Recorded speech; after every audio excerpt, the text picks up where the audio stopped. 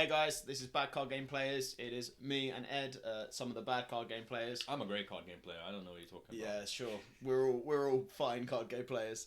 And we are doing a podcast basically just on locrana because honestly, loads of shit's happened and I wanted to talk about it and I keep forgetting to. So many new cards for set 3. So many new cards for set 3. It's kind of funny because it's coming out in 2 weeks, but Yeah. I feel like majority of the sets leaked at this point. Do you know there's still 100 cards left? There's 100 cards left. Yeah, I already checked. It's Yeah. 130 something. It feels like the set's been leaking for so long. I know. Like I feel like we've been looking at leaks for this since because it actually did, right? It leaked the first week of set 2. Set 3 was already leaking. We knew about locations. Yeah. So maybe that's why it feels like it's been quite a while. But yeah, so we kind of okay. Actually, let's go. The first obvious question: what do you think about the leaks in terms of? Do you think set 3 is going to be a massive change to the game, or do you think it's just going to be a change, if that makes sense? So I kind of feel like 2 ways about it. I think set 3 is looking really good. I think there's some really strong cards. I think the game's going to change a lot. But I also feel kind of weird with it because I'm a tournament player. For me, what matters the most is playing tournaments and like playing competitively. And there's still no tournaments until set 4. Yeah. So before I saw some of the releases from set 3, I was like, I'll just skip set 3. I'll get back like proper into it for set 4. But looking at the cards, you can't skip set 3. This is going to change the whole game so much. I feel like the meta is over. Like everything can be different now. Steel is going to be the best. Steel's like, clearly the best. Some of the cards that we've seen for Steel are ridiculous. But Steel makes me annoyed. I hate the fact that they've just made Steel so good. they forgot that yellow exists. Well, amber, yeah. should I say. Yeah. Oh my god, yeah. They've Like, got nothing. It's funny because in set 1, it was probably the best color. Yeah. By far. Rapunzel, Surfer Stitch, literally the 2 best cards. Like, And Rockstar. but what was the best deck was Steel Yellow. Yeah, true, So, Steel Yellow. It was always Steel from the beginning. Yeah. Well, I mean, even now, technically, Steel Song is still yellow. Yeah, Steel Song is still the best deck. The other best decks right now, Purple. I Red. think, Purple Red is always going to be good, but I think Green Steel is really, really strong discard. I think Blue Steel, I don't like Blue. I like talking shit about Blue, but it is pretty decent, but I feel like it's just being piggybacked by the Steel cards, if I'm being honest. I feel like it's not actually the Blue cards in itself. But I think that's the problem with what's happened now in Steel Song generally. Like in the whole game at the moment, that's what I'm kind of worried about, is that it's almost going to be any deck plus Steel. Yeah. Which is fine in the sense where, okay, you do have to play another deck, like Blue Steel, Red Steel, all of these kind of things, but also, basically now, you either play Steel or you play Red. The two, it has to be those two, plus another deck. I feel like Red's not going too many spicy cards for set 3. It has not. I feel like it's fallen back quite a bit. Yeah. I mean, the Be Prepared is literally the only reason that I even say Red is competitor. If they didn't have Be Prepared, I wouldn't even mention is it. strong. Lady Tremaine's really strong. Be Prepared's really strong. What's the other one that's Mally really good? is not even good anymore. Mally's really slow. Yeah, it is. But then, stuff even any rush cards that they have and stuff like that. But then actually, to be honest, Purple has rush cards as well. Yeah. And Purple has draw power, which Red doesn't have. I think we're going to have to see how it plays out. I remember when set 2 was coming out, people were saying that Red-Blue was going to be the best deck. Everyone was really hyped about it, and that deck is so terrible. Yeah, actually so terrible. It's a free win. Well, right, should we have a look at some of these cards then? You want to cut them? I think they're in order that they got released. Now, so we'll start with should we start from the bottom and work our way up, I guess? Yeah, go on then. Not a bad shout. I was going to say, the things look nice. Right, could I do it? I wonder. Go on. No, it's not. Yeah, it's going to literally be over your head, which is very depressing. It's alright, we can always... We'll just say them. Why are they different size? That's kind of funny. Look, the ones right at the beginning were huge. Oh, yeah. Oh, they're just randomly bigger and then randomly smaller. I guess these are less 99 puppies. relevant. Oh, I see. These are like the commons and shit. Alright, cool. Right. Well, these are just Steel cards that are broken. That's the thing. All of these cards are just cool. They've got locations because they've got pirates. That's the thing. Steel is basically there's a discard card in Steel. There's a location stuff in Steel. There's a fucking... This is what annoys me. Rise of Titans. Literally, prime example. Choose a location or item, banish it. yeah. So it's okay. This is with the meta, the way it's looking like it's going to be, this is an instant 4-off because it's also inkable. Yeah. You can't really see it. Let me put myself out of the way there, but we can always maybe later in post put it there. But yeah, I think this is one of those cards that we'll have to see. I think locations are going to be huge. I think locations, they're not well designed. I think they're too strong. For me, like, there's a location that we'll get to later that taps for 2 in green. Outrageous. Oh, yeah. Wait. So okay, before we go, so locations, you're gonna have to pay to go there. You have to pay ink to go there to send one of your characters there, and when they're there, every turn they'll gain the lore. Yeah. Okay. So let's pull up one location so we can. It's not gonna be any easier. Explain just it better. No, there we go. There we go. Okay, Forbidden Mountain, which is Maleficence. Okay, that's fine. That one we can. You can see here. One to go there. So this is the cost.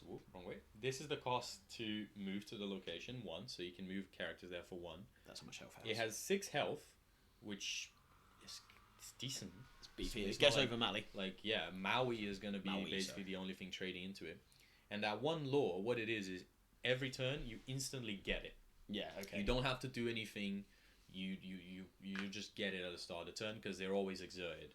Which I find the card design so strange, because the idea is that they're always tapped, and obviously you're going to be holding it in your hand upright, but it's going to be looking sideways in your hand. I don't understand. I am really interested in that, by the way. Why this one was put this way round. I think it's because you can hold it like that. Do you know what I mean? And but then to me, it feels like this could have just been the same direction as these. And also because it's always tapped, so it does like that. Yeah, sure. It just feels like bad design to have the 1 and the 6 in this case to be vertical, and then this one to be horizontal. Yeah, it does seem like a weird one. Yeah, you're right. But yeah, so it's this is gonna be the same as always. The cost to play, if it's inkable, if it's not, and then the rest, it's 1 cost to move, 6 power, 1 lore. This one's a pretty whatever one. I think this is just a 2 ink taps for 1 every turn, so you do have to get rid of it. This is basically a 1, not a 1/6 because they don't attack back, but this is basically a 0/6 that every turn is gaining 1 lore. So you do have to deal with it, but it's not the highlight location. To be fair as well, in purple, if you were going to play your aggro, you would play something like that. Yeah, absolutely. This is gaining value every turn. It gains you value every turn. You sit there and you can pay 1 to go into it, so it's not exactly like it's that difficult. Is that in German? Yeah. It's not very interesting. The character gains 3 attack when at a location. But then this is the other interesting thing with locations is most new characters now have this kind of, while this character is in a location, I don't know why the Mali one opened up in a nice way and this one didn't. We take our wins with all. That's your head that's going to have to mate. Off you go. Bye, Ed. Yeah. While in a location, this gets something. So that's Gets like the new keyword for most cards is when they're in a location, they become good cards. When they're not in locations, they're basically vanillas. But let's just go through some of the spicy cards because there's too many cards, and like these pack filler ones I don't think matter much. Let's pull up some that I think are really good. This is Simba Kidder. Yeah, new Simba. It's new Simba for steel. Which because they needed it. Yeah, we need as if. Because still just needed it. I think but have you seen even the bodyguard stuff is going up. Yeah, bodyguards literally going to be really bodyguards. There was one that I think was your bodyguards gain resist. Yeah, which King is really good. Not Prince John. Little John. Little John. He literally came out yesterday. This is going to be one of the best cards in Steel in my opinion. Yeah. And then along came Zeus, 4 cost, singable song. Obviously, a song you're gonna sing it. Haha. You have to sing it. Deal 5 damage to chosen character or location. That's just so versatile. Most locations seem to have around 4 to 7 willpower health. I'm never gonna. We're gonna say health. I'm never gonna call ink. I'm always gonna call ink mana. I'm always gonna call health willpower health, and I'm always gonna call the attacking one attack. Yeah. Like. No, it's challenge because you challenge them. No, I've played enough card games. Stick to the lingo. But anyway, this card's gonna be amazing. I think it's not inkable. Sure, great, whatever. It's fair enough. But 5 damage is never gonna be bad. It's always gonna be kind of okay. And to a location, this is one of the only cards that deals damage to a location. But then high damage. You need to think. do we need it when we have Rise of the Titans that's outright getting rid of a location or an item? Yeah. Because some of the blue items, as much as I hate blue, are pretty fucking crazy. Like, and this is the thing as well. Like, this is what I'm saying. Like, Steel is going to have to be in every deck.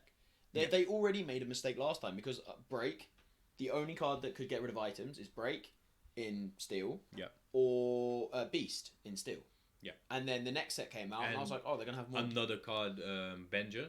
Oh, Benja, also Steel. Yeah. Oh, my God, yeah. I even forgot about him. And also, Steel's the only one that has good single target removal. Like, yeah, Red has Teeth and Retribution. Yeah. But that's just bad. And like, I always look at people playing Teeth and Retribution, and I'm like, okay, that's just an inferior Fire the Cannons. Yeah. Like, sure, you can ink it. You pay more mana. And you have to do your own damage. Yeah, you right? also need to have a minion on board to damage. The only way that card is good or better than Fire the Cannons is if you actually want to damage your unit, which is just so niche. Like, anyway.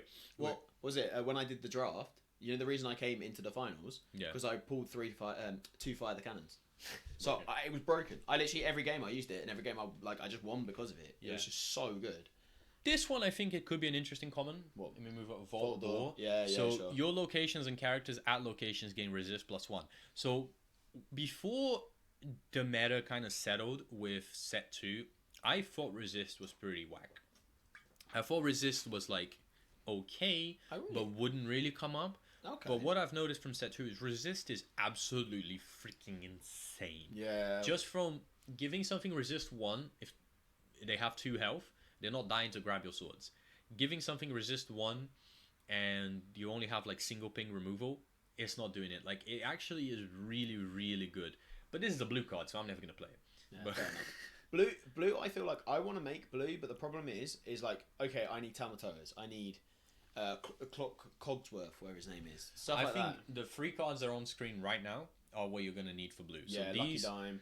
are insanely strong. Oh, what? Tinkerbell? So Tinkerbell, Yeah, okay. you know what? Nah, Tinkerbell's good. Like, Tinkerbell's one of those ones where, yeah, okay, you don't even need really any good item. Like, if you have Popsicle and it gets banished by literally... I'll just do this. Should we see it? Yeah. Okay, well. So this is one of the things I'm seeing with blue that's going to be really strong is whenever one of your items is banished, you may put that into your inkwell face down. That is really good. It's exerted, so it's not nearly as good. What's the point? Shit card. Yeah, you go Popsicle, you have Tinkerbell up, you get rid of your own Popsicle, you made value because you want to do that, you now get a free ink. But do you want to ink your Popsicle? So maybe it's not as good as I think, to be honest. I don't know. I think the thing is, though, if you have one Popsicle engraved plus another one on board, then yeah, you do. Yeah. It's only bad if you only have one Popsicle. Like, and that's the only one I can think of that's like, oh, I wouldn't really want to engrave. Otherwise, the rest of, like, all the other items, what they do engrave, they just die. So, like, I don't think it's, like, I think she's really strong. I think the whole, honestly, I wanted blue to ramp. I wanted a proper ramp thing, because actually, you know, ramping to big cards and, like, playing big cards should be fun and should be a viable option. Yeah. And, like, it just isn't. Like, Friend Like Me, exactly the card kind of the card we're talking about. This card is one of those ones that I think it should be, like, it should be in the game. 5 cost, sings for 5. That's how 5 works. Each player puts 3 cards from their deck into their inkwell face down. Like, really good. Can super ramp. Can either get, you know. I mean, in theory, if you're doing yellow blue, that's you could do that on turn 4. So you could be 7 mana on turn 4. I mean, it might be... Because you aerial sing. I'm trying to think of like a... It might be counterproductive though. Like, I feel like this card is very good, but you can also outright lose you the game itself. It depends. If you have cards that... If you're playing 4 off for basically everything, yeah, this is probably not bad. But if you have choice cards, and this hits your choice card, like... So it's like blue, right? You want to play the Tamatoas, you want to play these combo cards. If they get inked... You're screwed. You're screwed. Yeah. This is why, like, I think this is a great card, but I also think this can lose you a game. And from experience, I kind of hate playing cards that can lose you the game themselves. Like, I'm already fighting against my opponent. Why am I fighting against myself? Fair. It's like I used to play, when we used to play Yu-Gi-Oh! I used to play a deck called Dark World, and that's just like actual self-harm. It's like you open sometimes your hand and you just lose because your deck lost to itself. It doesn't even matter what you do. And this is just how I think with some of these, like, I don't if you got to look at your ones and choose them. and choose, and then your opponent doesn't, then it's broken. But I don't know. We'll have to see. Maybe I think this will be something that people play, but I think a lot of people are going to lose games because of that. I think that the cards like this, though, I will say, like, I think I see it as like a whole new world kind of situation where people at one stage people are like whole new world isn't very good because you're giving your opponent 7 cards and doing stuff. But actually, if your deck is better than theirs in that situation, then you're gonna win. Doesn't matter if they have like 3 more mana. Yeah. They've already used, you know, by turn 4, usually, well, by turn 5, most people have used all their hands. The thing that I think with cards like this is the game would benefit a lot from having a sideboard. Because imagine you're playing against blue. You're never going to want to use this card against a blue because you're just helping them do what they want to do, ramp. And you're paying resources for it. You're like losing a turn to do that. Whereas if you're playing against aggro, this is amazing. Yeah. Aggro doesn't want really more than 4 or 5 ink anyway. So, you know, you have to kind of choose how you're going to use it. And I guess that's the benefit of being inkable. If you are playing against blue, you could just ink it instead. But this is the kind of things that I'm saying that it can lose you the game. It's why I'll say, though, it's why I like locrana in the sense where, like, it doesn't have a sideboard, but it is situations like this where you're like, oh, or I can ink it. Yeah. Like, that's nice. But I think that's why uninkables and whatever are such a... supposedly strong. It is weird, though. Like, I have to admit, I never really... From set 1, something being uninkable wasn't actually something that I was that conscious of. Yeah. But ever since I started playing in set 2 and stuff like that, and you had more choices, it became such a huge thing. It's like, oh, that's uninkable. You see it a lot with green. So green has some of the strongest uninkable cards. Yeah. But if you play all of them, you can't play the game, right? But then, at the same time, the favorite, Steel, the best card in the game is Beast. And that's inkable. So, I don't know, you know, it's not always the strongest cards that are uninkable. Is Bucky inkable? Bucky, no. Oh, no, Bucky is inkable. Bucky I was trying to get you It's Prince John, that's not. I was trying to get you a promo Bucky. I have one. Do you? Yeah, I would be nice to have 4. I was trying to get you because when we went to the locrana tournament, the draft, we got the promo for afterwards, and there was a Bucky, but I got the Cinderella instead. I know. Although now I have 2 of the Cinderella, which is cool. I really like. So another card I Go on. popped up. Also a blue card. We're talking about some of these blue cards right now, which I hate because I hate blue. But so this is another one that's like, it looks good on paper, right? So I remember in our group chat, they put this up and they were like, oh wow, this is really good. It's like Lantern, but for items, and you're playing an item deck. You tap it to pay 1 less for your next item. Simple. But I think this card is so ass. Like, actually so bad, because it's 2 costs to discount for 1. So you're going to have to tap this twice for it to have paid for itself, which is you paying 2 items, which it's only being profitable once you've played your 3rd item off of this. And I think you're never going to need this because of the next card that I think is actually broken, which is Scrooge McDuck. This card is insane. It's insane, isn't it? So he's uninkable. This is why I think blue could be good. Yeah. Much to my disappointment. This card has evasive on your turn, which just feels is kind of weird. It means that you can challenge evasive units, which I guess works for its main purpose. But yeah, so its ability is during your turn, whenever this character banishes another character in a challenge, you play an item for free. So the idea thought it was is quest log. No. So when this banishes something in a challenge, you get to play an item for free, which is why I guess they've gave it evasive on your turn, so that it's not an evasive unit all the time. But if you go Pascal turn 1, I'm not killing that Pascal. I'm gonna Scrooge McDuck and get the biggest value in the world. And also in blue, you're not gonna be playing this on turn 5. You're probably playing this on like turn 3 or something, right? And why is Scrooge McDuck so big? Items aren't that expensive. What item are you playing? The this best item is crazy. Yeah. So Lucky Dime, you see 7 cost item. That's where you're like, oh yeah, these discounts. Fuck that. I'm playing that for free with Scrooge McDuck.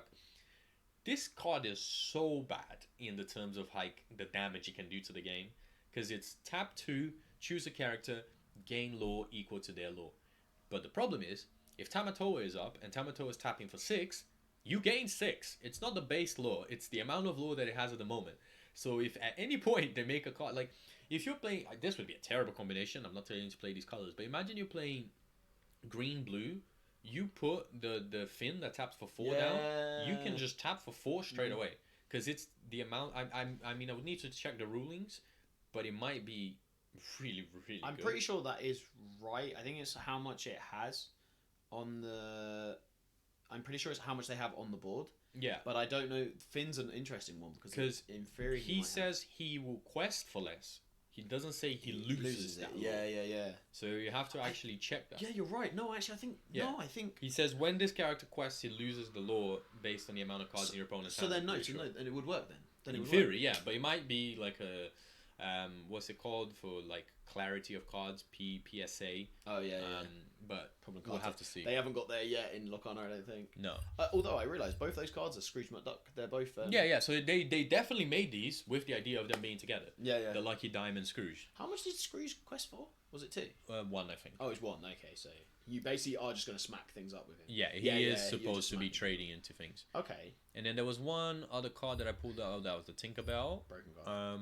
So these are the ones here, pack fillers, like the Dewey, Huey, and Louie. Yeah, what are they called? Dewey, Huey, and Louie. Yeah, terrible names, really, but they're all just supporting each other. But I think other than Huey, the other they're just supports. Yeah. Which is very mid in my opinion. And Huey can be okay because if you have the other 2, you draw it 3. But I think you're never really gonna have that kind of. They're board. all 2. Oh no, they're not. 2, 2 3, and 4. Yeah, so it's not great. I think support is such a. I bet you someone somewhere was like, oh, support's gonna be such a good idea. Loads of people are gonna like it. Not one person. I've never seen anything with support. And the idea, I guess, why there's support is for Scrooge McDuck. So Scrooge McDuck can kill big cards, and then you're going 2, 3, 4, 5, and that's the idea. But I think that's terrible. I think that's like simple-minded thinking, really. What does Rufus do, by the way? Rufus. This guy. Wait, go down to the right. There you go. What does he do? I'm not sure I've seen Rufus. No, neither. Let's see. Oh, it's in foreign. Quando questo personaggio viene stilato, poi alguno tu cammino affaccia impegnato. Come on, mate. Which language is that? Is that Spanish? When this Italian, I don't really speak Italian. Okay, cool. When this character quests place, I think this might be. When this character quests, I think this is Fishbone. Okay. When this quest, pull a card from your hand into your inkwell. That's what I think it is. I could be wrong. I don't actually speak Italian. 4-5 is. Eu falo português, não italiano, mas. 4-5 is huge. Yeah, I think I don't know. It feels. It's rubbish, but even if it's. It is a common. Yeah. Oh, right. So I am guessing. Is that what's that one? Ward. Whenever this card quests, ready one of your items. That's pretty good. This with Lucky Dime can be very strong. I did not realize that's what her effect was. Holy this can be a very good combo with the Lucky Dime. So, what's her name? Andrea Ramirez. Ramirez. The engineer. Is she from? I don't know. I think she is from. It looks like the Pirate. Treasure Island. Treasure Island. Yeah. That's what I have seen Treasure Island many years ago. Because they've made Treasure Island and it's a pirate theme. Yeah. Look at Prince Eric. Useless as card, man. I don't actually remember Prince Eric. When this character is banished, you may banish chosen character. Oh, I guess that's pretty good actually. Although he's, oh my god, he's 4 uninkable. 4 uninkable, 2/2 taps for 2. So when he dies, you get to just. When he dies, he destroys anyone. That's pretty good. I mean, that is pretty good. It's an out, but I think if he was like a 2/4, I think he'd be really good. Yeah. 2/2. You just kind of get rid of this before playing your big cards. Is he seeing something in the background or something? He's looking. He is looking, isn't he? Look at that face. He is just looking into something. I think he's one of those ones that like it's a red card. Do you know what I mean? It's a red card though. It's one of those cards that comes in, bashes things up, kills things, and you're like. Oh, yeah, I feel like they've made some really weird choices with red this set. I mean, some of these cards could be broken, like Voyage. Move 2 characters of yours to the same location for free. So a lot of the moving costs are pretty cheap, but if there is an insanely strong location with a really high move cost to make up for it, this card just kind of bypasses it. So there is potential with some of them. But I think red is one of those ones as well. Like it could be so amazing because they do have some insane like spell cards. Yeah, like Dragonfire. Sorry. Yeah, I'm loading up some of the ones that I remember that I thought were interesting. Do it. It's a good way to do it. We just have to remember to say them because again, this is also a podcast. Yeah, no, I am reading all of them. I hope audio listeners are enjoying it. My voice sounds nice to you guys, but yeah, so beautiful. we can get some ASMR. But yeah, That's my so aim as we've well. got Moana. They finally released a red Moana card. I don't know if this card's good. Feels very bad, but I mean, to me is so Moana says shift free whenever this character quests while at a location, ready all other characters at that location. They can't quest though. So what it seems to be with red is exactly what they kind of wanted to do in set 1 and 2 is just fight. Yeah. So it's like you put this with like Shere Khan. Like if you have 4 dudes on board, Moana plus 3, and one of them is Shere Khan, that's a lot of lore that you can gain. But the problem is, how much are you going to be able to be challenging units without 1, your own units dying, or 2, without clearing their board? Which is why I think Shere Khan kind of fell a little bit flat.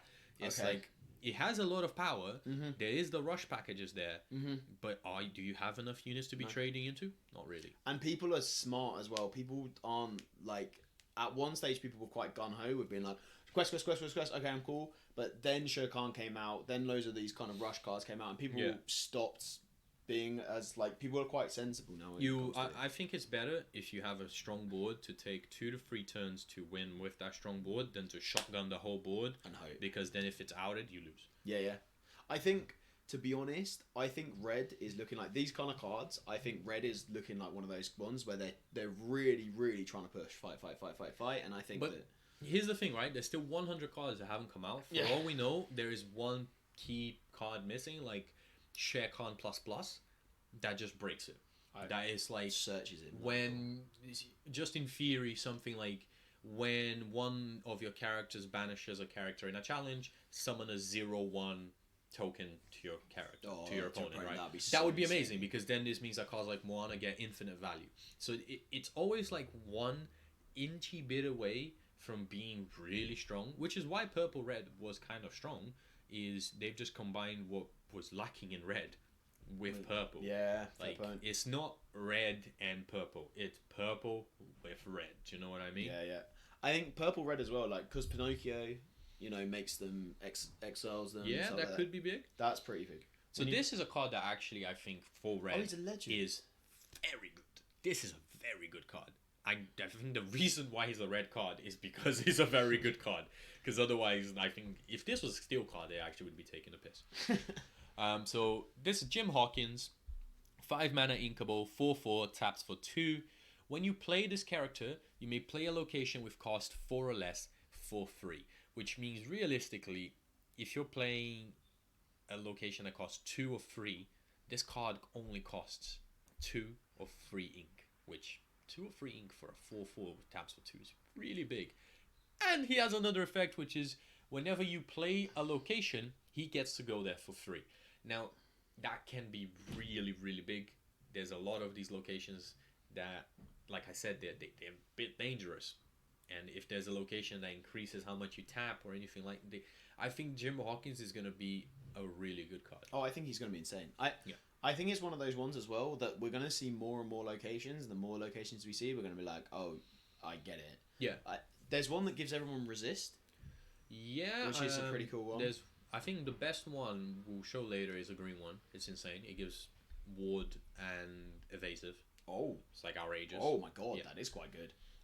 Was it? I like the Tiana's house one that they can't be challenged if they're in there. That one's pretty insane. You have to get rid of the location first. Yeah. So it's kind of like a bodyguard in itself. Yeah, like it's got 8 health. Yeah. So it's huge. Ready chosen character of yours at a location. They can't quest already this turn. Gain lure equal to that location. Yeah, I've got a dream. 2-cost song.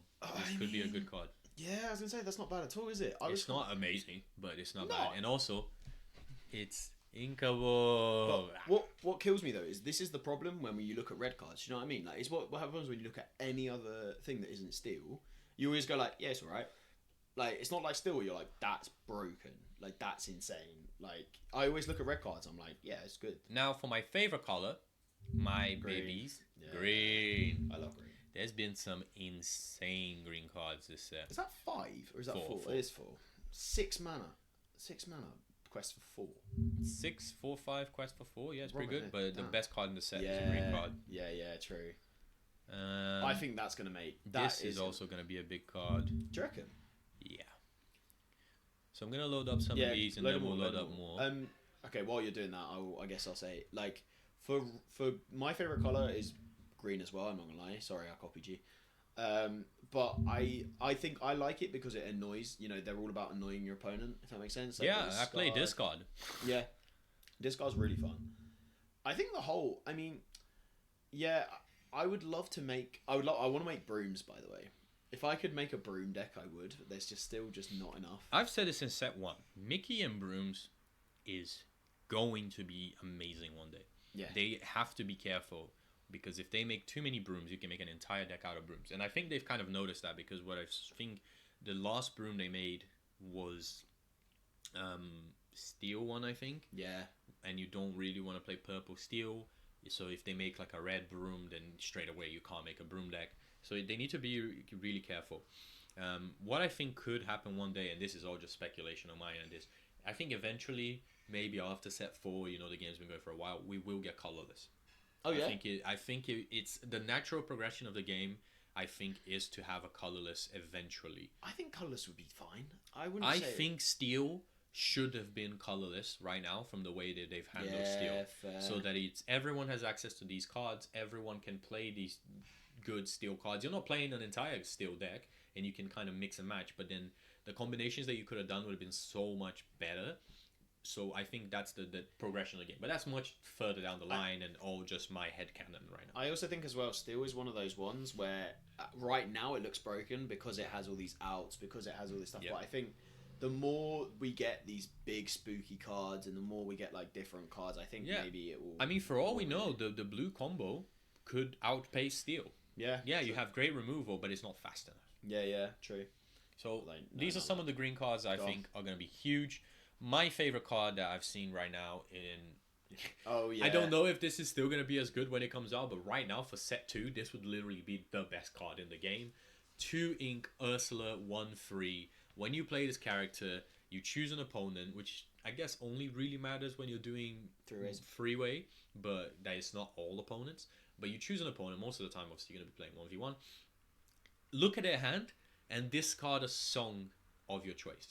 It's kind of the counter to Ariel. It's very well designed. I think that Ursula is screw you, Ariel. You singing? No, get rid of your song. That's really because good. of it's the plot of Little Mermaid. She takes away her voice, right? So it's kind of interesting.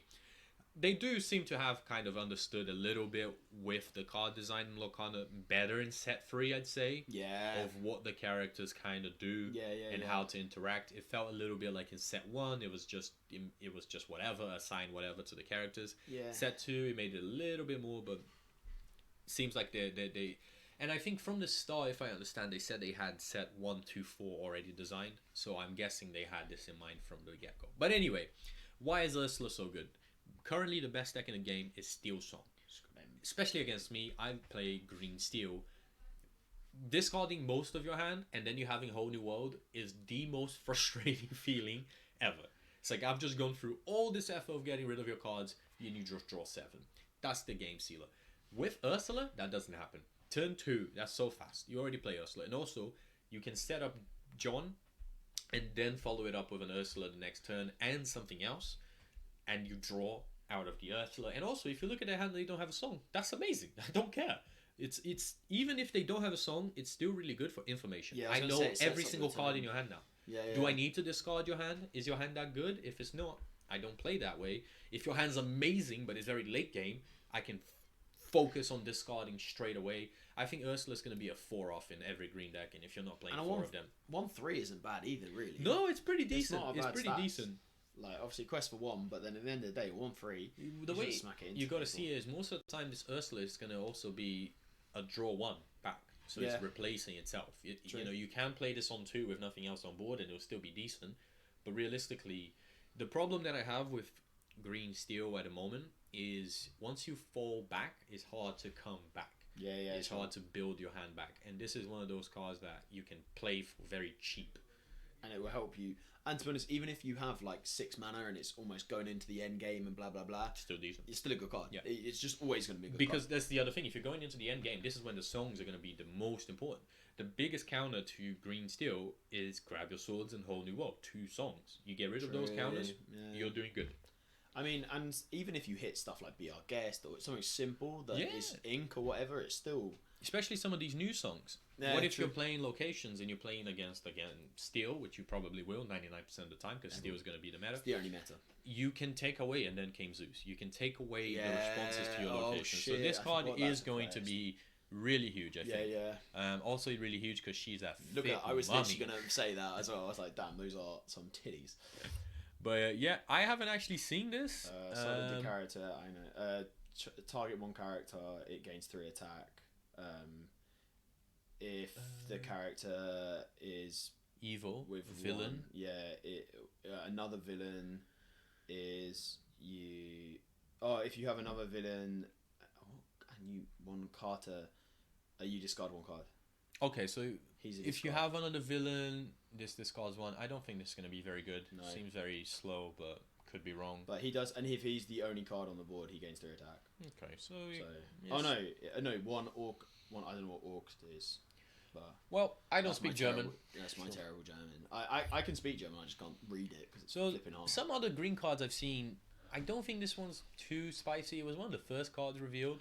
Once per turn, when this Oh. character moves to a location, gain lore equal to that location. So this is another card. Peter Pan is what I'm saying. 4 ink, 3/3 taps for 1. When he moves to a location, gain lore to that location. Now this could be good, but the thing is, most locations, understandably, and I think it should be that way, don't tap for a lot. I think the most that 1 taps for is 2. But I mean, this is still 2 lore for free for putting something in a location which could be protecting it. So I guess- Peter Pan could be a staple. But I guess it's not free because you still have to pay to move him. Yeah, so that's the other problem, right? So you are paying to move him. So you're basically paying the amount that is the move to gain that lore. That could be big. That could not be big. The reason this could be big, though, is you can move units as soon as you play them. They don't need to be Can ready. you? Is that the thing? Oh, They okay. don't need to be dry. So say you are at 18 lore and you have a location that taps for 2, but your opponent's going to kill that location next turn. Play Peter Pan, move it, you win again. You're really going to have to you are going to have to almost prioritize locations. Yeah, you really can't leave locations up. I think locations are going to really affect the game. I think it's a good thing though. It means that people actually have to play. Yeah. Because a lot of times people will just sit there, wait for their combo, sit there, and it's just like Oh no, I think the game's accelerated a lot. good. This card! Best card. Morph! This, I think, from what I've seen so far, is probably the best card in the entire set. 2 ink, inkable, 2/1. You may play any shift character on this character as if it was that character. Insane. That's insane. Yeah. Like, genuinely, the biggest problem when it comes to shift units is that the lower version of them usually are kind of bad. And you never see them. Yeah, most people don't play them because they're not very good to make it fair that you're going to be shifting into a really good unit. The most decent shift unit, I think, like baby version, is Tinkerbell, and that's still not great. In your Floodborn one, do you play how many little ones do you play? You play your 4 Flins. I play the 4/1 mana Flynn. Oh, you I play the play, 1 mana? yeah, I thought the you played 1/3 the 2. is really good. I play the 2 as well because I think that actually puts a lot of pressure. Okay. I don't think that cutting him is worth it because I think he's a 1/2. He loses to the same problems that you already lose to, but tapping for 2 early puts a lot of pressure They have and to discarding. tackle, yeah. It could be that your hand's really strong and you don't want to get rid of it. I think I gain an average of like 8 lore per game when I open it, Okay. which so is good. pretty good. Because I was thinking, what would you take out kind of for? No, so the thing is, like, I hate Tinkerbell. I only play the 3-cost Tinkerbell so I can have an early shift into the big Tinkerbell. Okay. When I was testing with Luke, we literally talked about this, that he even thinks that Tinkerbell is bad because it just telegraphs that I'm going into big Tinkerbell next turn, because why the hell would I be playing small Tinkerbell? All she does is draw and discard. It's not good enough. Yeah, sure. It just makes it like a red flag that says, I have big Tink in my hand, by the way. Whereas with Morph, you don't know that. This is why Morph is so strong in my opinion, is am I going into big Tinkerbell? Am I going into Beast? Am I going into even Donald Duck? Some of the new shift cards? Like, this isn't... And this is the other thing. Maybe I don't even have any of these cards in my hand. And now you think, holy shit, he just played Morph. Yeah, I have to get rid of I it. have to get rid of this because otherwise he's going to shift into a big unit. And you waste removal on this. Like, you have to obviously still be smart. Like, if you're already at a danger to losing to grab your swords in your board and you play Morph to bait something out, that's pointless. But if you play this blind like blank turn 2, just play this, it almost makes your opponent go into panic mode because am I going to follow this up on turn 3 or 4 with a huge shift that just completely switches and the stuff tempo. like Finn, which is only 2, Queen only 2. Yeah, I mean, they are cheap shifts out there, and it's the same logic. The way that it makes up for it is that the units that you're shifting into are ass. So it's vanillas, you know, they have no stats really. They don't do anything.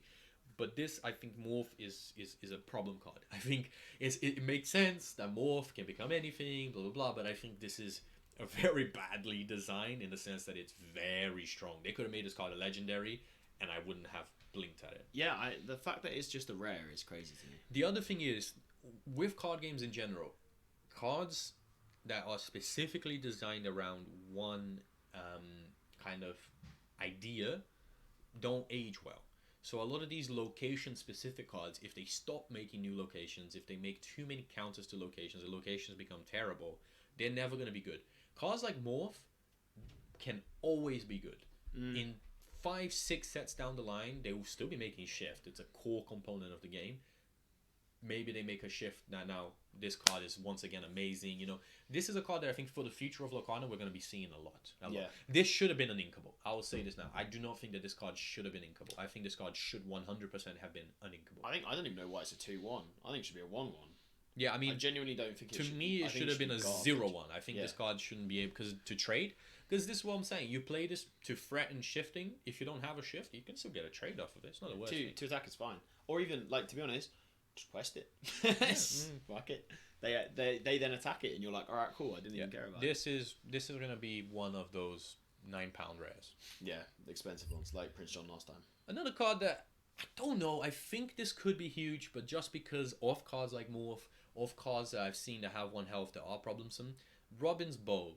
So it's a 3 mana uninkable, 3 ink uninkable, should I say? Deal 1 damage to chosen damaged character or location. Now, if it wasn't damaged, I think this card would be very good. But because it's damaged, it's a little bit weird. Because like this can't kill Morph. This Morph has 1 health. So if you know, this is only ever being used on something that has 2 health or more. And a lot of the times when you do the removal, you're not doing that. This was made in idea with the Steel Robin Hood. That is tap it to deal 1 damage. So you would be tap, deal 1 damage, follow this up. But I think this just is too lore focused, you know, like they're thinking too much, like I was saying with Ursula and Ariel earlier. That's what they were thinking, but this made the card a lot weaker. I don't think it should have been a damaged unit. I like the card though. I think the fact that you can use it with Robin Hood, I think cards like this that say Robin Hood on them or stuff like that, I like because it means that it's like, okay, every Robin Hood will count for all the Robin Hoods, and it means that I'm now can make a Robin Hood deck. I'm so not going to, but the huge one that we saw earlier, that was a 6 mana 4/5 Robin Hood that taps for 4, just a vanilla, but that's pretty big. Kind of works better with the second effect. Whenever a character named Robin Hood quests, you ready to decide him. But how often are you going to be able to use this twice? I mean, obviously you would be able to use it twice because it's just a damaged character, but that's now a free health minion that you've dealt 1 damage to before, the 1 damage from tapping this and readying it. It doesn't seem like it's going to be very good. I like the design, I think. Yeah. The heart. This is a card that I think is going to be very, very, very good.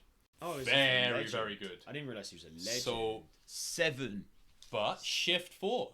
So Milo Touch, the king of Atlantis. 7 ink uninkable. Again, strong cards in green, always uninkable except Morph. 4/4 taps for free. Quite a lot of pressure. Now, shift 4. So this is what I'm saying. You can now Morph, have 1 turn where you do other things, and then you can play Milo on turn 4 if you wanted. And they don't know that you're going to play Milo. You could play any other shift unit. I'm going to be playing Milo in my deck. I think this card's insane because the effect is when this character is banished, return all opposing characters to their player's hands. This is, for anyone that played Hearthstone, vanish. Just everything back to hand. Early game, this is going to get a lot of value. But early game, this is tapping for free low. Late game, this could be a huge, huge swing. I think as well, it's one of those cards, like when I literally, as soon as I just saw it, it's like 4/4, I was like, I don't know. But then actually, not that many stuff gets over 4. You're playing 3, you're getting 3 low every turn. And to be honest, if you do shift it, you immediately quest it, that's immediately 3. Yeah. Like, that's the thing as well. Like, and then if they kill it, they either have to summon 1 card, attack, and they either it goes back to their hand or it dies. So they're going to have to use all of their pressure to get rid of your cards. Yeah. And if they don't do that, you can just attack into their cards and bounce all their Like, stuff this as isn't well. a 4-off, you know? You're not going to be maxing this in your deck. But I think playing one or two can be huge. But it's another one of those cards that I would genuinely say, like, it's why I like this game, is the fact that you can just kind of have a one-off of him, and at the end of the day, you draw him at turn 4, you play him, sick card, or you go up to 7 and you play him. Yeah, late game, this is amazing. Late game, you still have a good card. Like, Right. I think it's a really strong card. I actually do like that card a lot. And Oh, then, I haven't seen this one, but it looked... It was a silver, I forgot which... Rare? No, rare is bronze. This is super. SR, mate. Yeah. Oof. So, Lila Tiberius Rook, I'm assuming this is from the same movie as Yes. Milo. Yeah, it is. One of the niche movies, really. But when you play this character, choose an opposing character gains Reckless during their next turn. So it's Yago, but good. Yeah, I was gonna So say. this could be huge because, I always thought that Yago had a huge potential. Yago, for anyone that doesn't know, Love is Yago. you can tap it and give Reckless to a unit, Great. which can be very handy because maybe they're setting up for tapping for game, and now they can't, and then you swing back, especially with cards like Milo. So now you can force them to attack your Milo, because if Milo is the only exerted card, you play this, they have to attack into Milo. This can discombobulate the whole board, I will say as well. And Bell. Iago first game, as in first set, was really good because aggro was so big. Yeah. You had but then as soon as aggro fell out of fashion, it became less and less useful. Like, I used to main Iago. Like, I main 3, and I even have a video on YouTube me saying how great Iago was for that reason. The second effect of this card, though, can be really nasty. I just read it now. Whenever one of your other characters is banished, each opponent loses 1 law. Yeah. So this can be really good in an aggro type deck. Mm-hmm. So even though in aggro, so say I'm playing the standard discard and I have Bucky, and Prince John. You They've grab served your their swords, purses.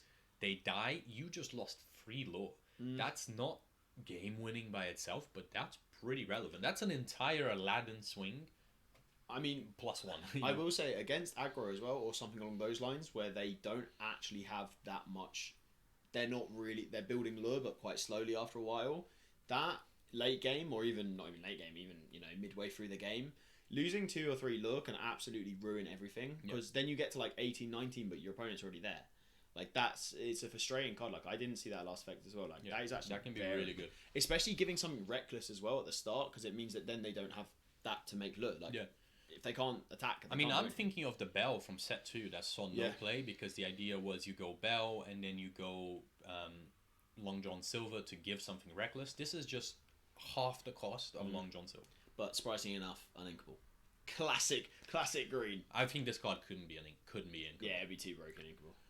And then the other thing, mentioning Bell is a shift. So now Bell with Morph is much better. Of course. Because there were no cheap Bells to shift into. Now you have Morph. Yeah, that's about right, really, isn't it? Helga Sinclair, another shift green, which goes in theme with Bucky, which I think is the best card for green at the moment. The shift type of Floodborn build. So Helga Sinclair, 5 ink, uninkable, 4/4, of course, green, uninkable, duh. Silly. Like, what would shift it be free.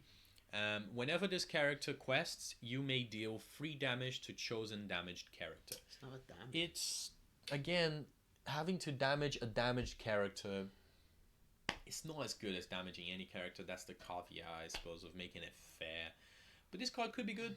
I don't think it's going to be very good. I think that there's 3 pathways with green, seems to be, which is discard. Yeah. It's ping, which goes with the Beast deck, the Relentless Beast from set 2, which is what this card feels like, and the Robin Hood stuff feels like. And then there is kind of like huge, big dude play, but I think this is the worst version of green. I think which falls more into the reckless part of it, but say green-blue, I guess, is how you'd have to do that. Yeah, just I run wouldn't. Rampant, it just wouldn't work. I wouldn't like it very much. Yeah. The reckless build has seen some play with yellow, with things like Mufasa. Oh yeah, okay. And Bibty Bopty Boo. Yeah. But it's just much worse than this card, so I don't see the point, in my opinion. Bifty Boppity just is not good. No. It's just, I tried it so many times, it just doesn't work. Yeah. Now, this is an interesting card. Yeah. Cursed Merfolk, from Ario and Ursula, I suppose. 1 mana, an Inkable 0/1. So it's not 1/1 like Lilo and Maleficent. But whenever this character is challenged, each opponent chooses and discards a card. This card is disgustingly good. Like, it doesn't seem too much better than Lilo and Maleficent on paper. Or Flynn. But it's so much better in my opinion because realistically, most of the time, Lilo, Maleficent, and all of these 1 mana taps for 2 and Inkables that you play in like aggro builds, the 1 damage isn't that significant. And a lot of the time, they're getting killed with board clears. And yeah, this isn't going to get his value from a board clear. But this means that if you do try and get a value trade off of it, you're getting a discard, and also it's cheap. So you can play this on the same turn as a Prince John, tap for 2, don't tap the Prince John, or they're not going to kill a card that's tapping for 2 lore, and if they do kill it, they're losing a card and you're gaining value back. And since this only costs 1, if you get even the 1 value back, that's free. Yeah. So I think I'm really tempted to see how this card does. I think this is one of those ones as well that's almost the perfect green card, if that makes sense. This is the perfect green card. It's what green needed. It's what discard needed is a good 1-drop. Because at the end of the day, you were playing Flynn's, which is 1/3, and that was the only 1-drop you could play. Yeah, and the only reason I played it is because I played a big Flynn. Yeah, literally. So that late game, I might be able to play the big Flynn for cheaper. Like, although classically uninkable. So yeah, no, but this has to be an uninkable. Yeah. Oh yeah. Are we gonna go purple? From the new purple, there's been Big some Bird. interesting ones. Like, I mean, yeah, Big Bird. Big Bird, 4 Sixth. mana Inkable, 6/2. This, Big I think this Bird. should have had Rush. This would have Yeah. been very good with Rush. Without Rush, it's just a bit too slow, I think. I don't really understand it. Me. I don't really get why you'd play that. What's this one? Is Yeah, it foreign? not Oh, no, sure. really. No. 6 mana Uninkable, Mama OD, Oh. 3/6. Yeah. Whenever this character quests, move 2 damage counters from chosen character to chosen opposing character, taps for 2. So this seems to be going on to the purple cards that we've seen so far. The new theme with purple is moving damage. So it seems to be you want your units to be a bit damaged and then pass it on to your opponent. I don't think that's very good. I think that it seems so very situational. situational. Okay, yeah. there you go. Like you Okay. really need to be at a perfect position where you're going to be moving the damage and making a significant change with it. And also, I don't know. It feels like it's just not good enough. It's supposed to be comboing with other cards like I think it's called. It's not break. Ring the bell. So ring the bell, destroy a damaged character. Draw loads. But I just don't know. I just think these moving damage characters are not. I think the very whole good. of purple. My problem with purple generally is I don't actually think there's anything that I've seen that I'm like, holy shit, I would make purple. Do you know what I There mean? is one card I've seen that I'm quite interested in. We saw it this morning. No, it's in foreign. This one is not it. Do you not speak? Come on. Nick. This is another Italian. one. I'll move it. Yeah, there you go. 1 ink, move 1 damage counter from chosen character to chosen opposing character. 1 ink and inkable. It's just Alright. basically going to be ink 99% of the time. Wait, go down. There's the Titan. That's cool. I think he looks cool. It's basically not. It's not a very good card. Yeah, 3 mana, 2/2, taps for 2. Tap it. You can exert chosen character. It could be good. It could be good for things like the purple red type. Yeah, of I was gonna say play, actually, but- I would play that in my purple red. Yeah. My rush red, which will be good by the way. If it kills me, that deck will be good just because and everyone else. I was actually gonna ask right before we carry on. I want to ask you a I'll question. load up a few if you want to. Oh yeah, actually yeah, perfect. So, I was on the Locrana, many Locrana things, right? And they're doing tournaments right now, and there's a big tournament in America. And do you know what deck they banned that no one's allowed to play? Green? Nope. You'd think that, but no. Or Steel Song? No, I'm guessing no, because Nope. too obvious. Blue? Nope. Red, purple. Oh. They banned red, purple. They said no red, purples. No one's allowed to play red, purple. Ban deck. And I was sitting there and I was like, I didn't even think red, purple was that good. Red Purple is good. It's just that Steel Song is Shits on it, right? Shits on it, I Yeah, think, is so- the problem. For me, it was just such a surprising thing because I was looking at it and I was like, but it's not even a good deck. Like, I would argue that Steel Song is a much more problematic thing than. So I was looking at the tournament. I was looking at the tournament stats to see what most people were playing, and yeah, it's Steel Song. Steel Song's still huge. Yeah. So I was like, oh, okay. So, but this wasn't like a small tournament either. This was over, this was 100x people. Like, it was a big tournament. And I was like, oh, it was surprising to me because it was one of those decks that I thought was actually going to be really sick, but isn't that good? But It's interesting because I think the problem is Steel Song was made as good as it is because Purple Red is very good, and Purple Red became as good because a lot of people thought Blue Red was going to be good, and it destroys it. Because like Green Steel Discard absolutely destroys Purple Red. Yeah. It's not even close. It's such a free win, but it's very, very bad into Steel Song. Yeah, sure. So I think I've loaded Loads. quite a few here, so we'll go through those and then we'll come back. You know, there's a big tournament in France, by the way, in Cairns. Voulez-vous coucher avec moi? Ooh. 25th of February to 28th. They've got like a massive tournament in. That will be Cairns. 2 days after Set 3 comes up. Yeah, they're doing it as like a set release, but there's a draft tournament. I was looking at it, I was like, oh, I wonder how much it is to go. It's £10. It's like, fuck, I would really Well, want plus the cost of going to France. That's the problem. Actually, to get to France and whatever, again, isn't that deep. The thing that's problematic is to get the accommodation. Yeah. That's the bit that kills me. Right, so some of the yellow cards, I do think yellow got shafted a little bit in Set 3. The whole Dalmatian thing is absolutely disgusting. They got memes. It seems to me. Yeah. They got quite funny cards, but for all we know, again, there's 100 cards that haven't come out. They could be broken. Can I say, so with the puppies, as in with the puppies, in my opinion, there needs to be a card that is either gain, attack, defense, something along these lines, or something that for the amount of those guys you have in your deck. There has to be something. There is one card, I think, I hadn't seen it, and I think you're going to see it now, but so just so you mention it, for everyone that's just listening in and not seeing, this is a 2 ink, 2 free, taps for 1, Dalmatian puppy from the 101 Dalmatians. Yeah. So this effect is quite funny because locrana doesn't have a max amount of cards you can play in a deck. You may have up to 99 copies of Dalmatian puppies in your deck. So you could play a 100 fucking dog deck if you wanted. It would be terrible. Your hand would just be puppies. But that's it. So, but this could be really interesting for something like aggro, right? Because you could play 10 of these. You could play 12 of these. You can just kind of filter. You can fill your deck in with these 2 ink, 2 threes. 2 ink, 2 free is not bad either. No, it's okay. But I agree with you. There needs to be a card that rewards you for playing this. And from what I was loading up, I think this is the card they had in mind. 99 puppies. Oh, okay. 5 ink, uninkable, action, not a song, just action. Whenever one of your character's quest is turn, gain 1 lore. Now, I think they made this with the idea of you swarming the board with puppies. And then you... But you're going to be swarming your board in aggro. This is going to be crazy for aggro. If you have 6 or 7 dudes on board and you play this and you quest with all of them, that's 6 or 7 lore on top of the lore that they're going to be questing for already. This could be game ending by turn 5 for aggro. It could be, but then the problem is it's going to be one of those cards. One, it's uninkable, and it will be dead in your hand. It's going to be dead in your hand. That's the thing. That's why I was saying that I want them to have something that is literally like, oh, if you have over 100 cards in your deck to start with, then X happens. You know what I mean? Like something like that. Because I'm like, otherwise, what's the point of having all these cards? Then they're all the same, so they don't do anything. They're not. They have no. So that's the thing. effect. It's another thing that I think they did because of story. It makes sense. There's 101 Dalmatians. The dad, the mum, and then 99 puppies. That's why they made it 99 puppies. But this card accidentally could be game breaking. I don't see it straight away being. It would have to be testing.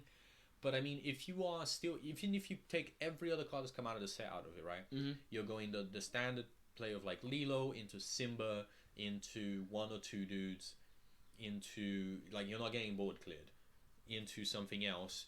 You usually will have like 8 lore at this point. If you have 5 dudes and 8 lore and they tap for 6 lore, that's game. Yeah, true. My math might not be mathing, but I mean, to be honest, anyway, like even if you have 2, like, and the guys are 2-3. So they're not losing to grab your swords. They're not losing to any of that kind of stuff, although that kind of removal. So maybe I'm being some other cards that seem really good for aggro. Putting them into, speaking of, putting them all into a location. If maybe you spam the board, and if the location has a resist.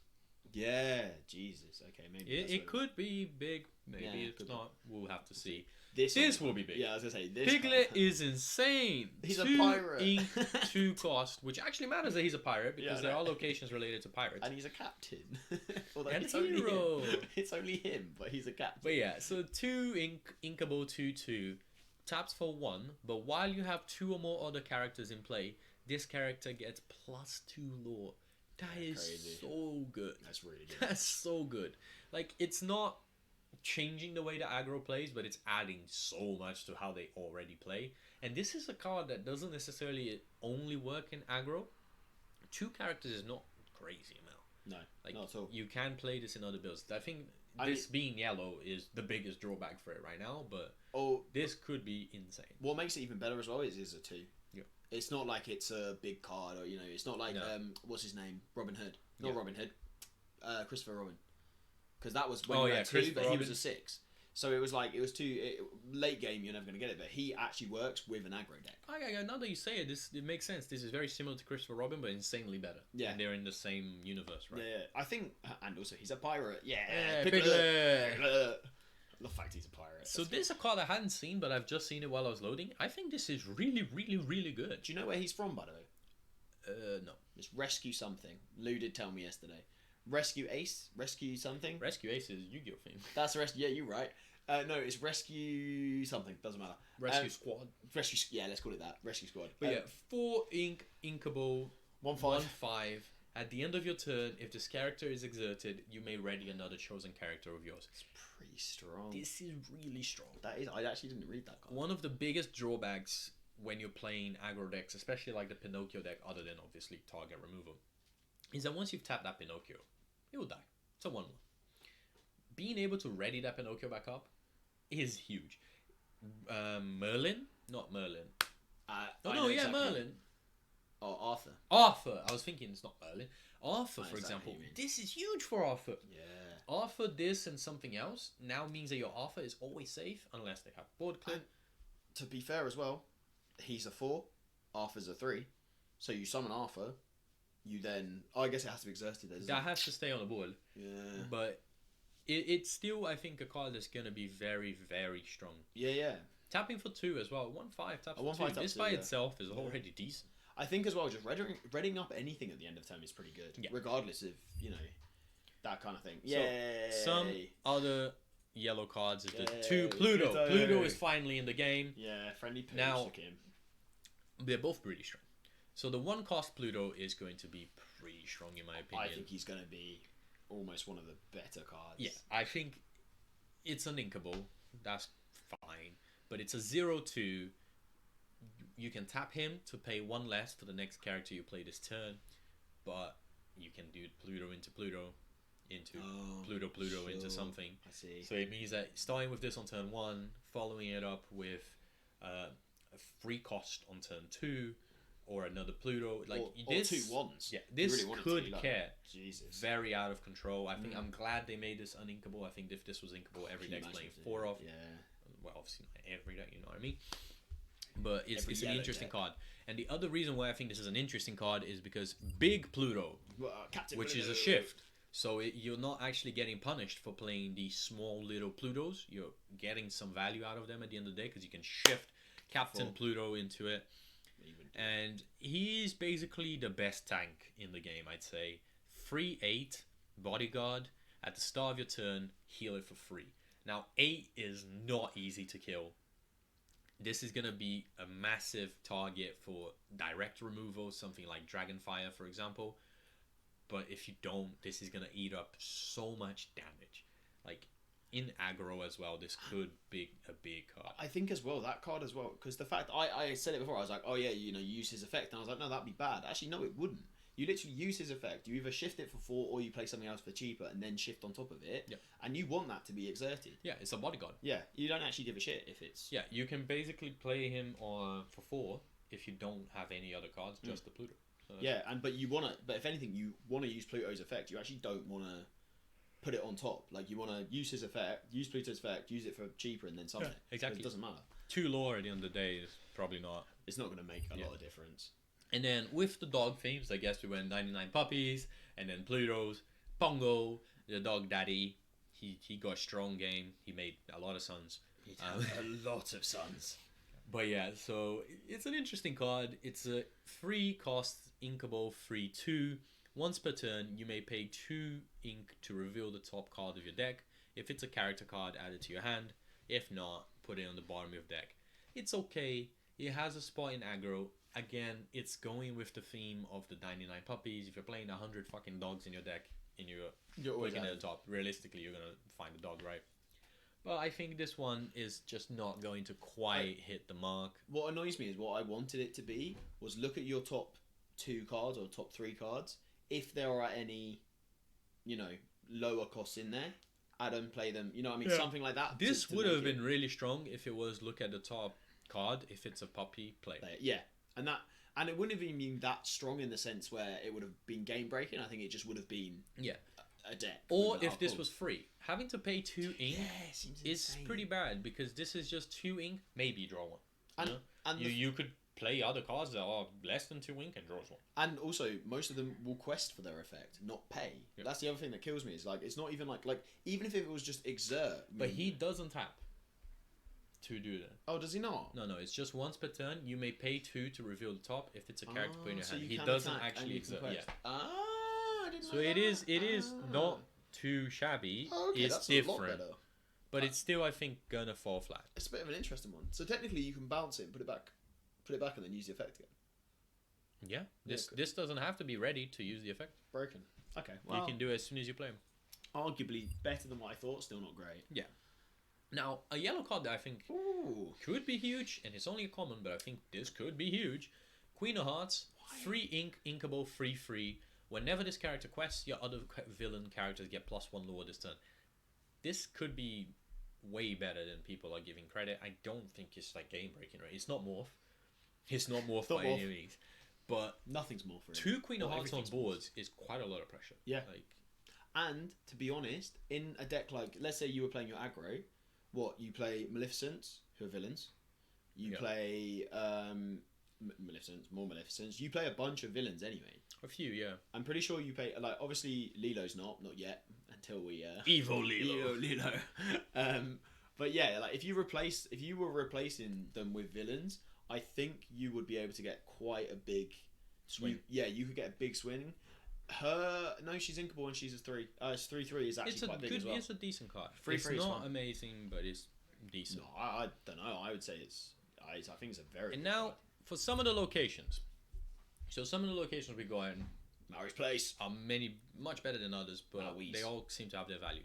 So Maui's Place of Exile, 2 ink to play, inkable, 1 cost to move, 5 health, so it will straight away lose to, and then came Zeus.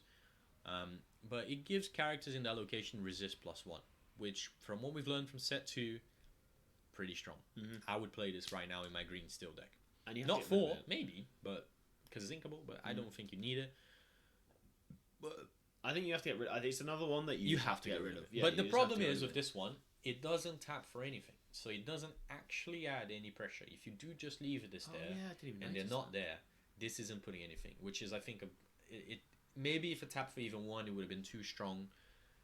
But I don't think this card is going to be that crazy. I think because it doesn't tap for anything. I think it's going to be one of those cards that if people want to if they're trying to do a location deck, It'll be that great. will go in Yeah. straight away. But I don't know if it's going to see a massive amount.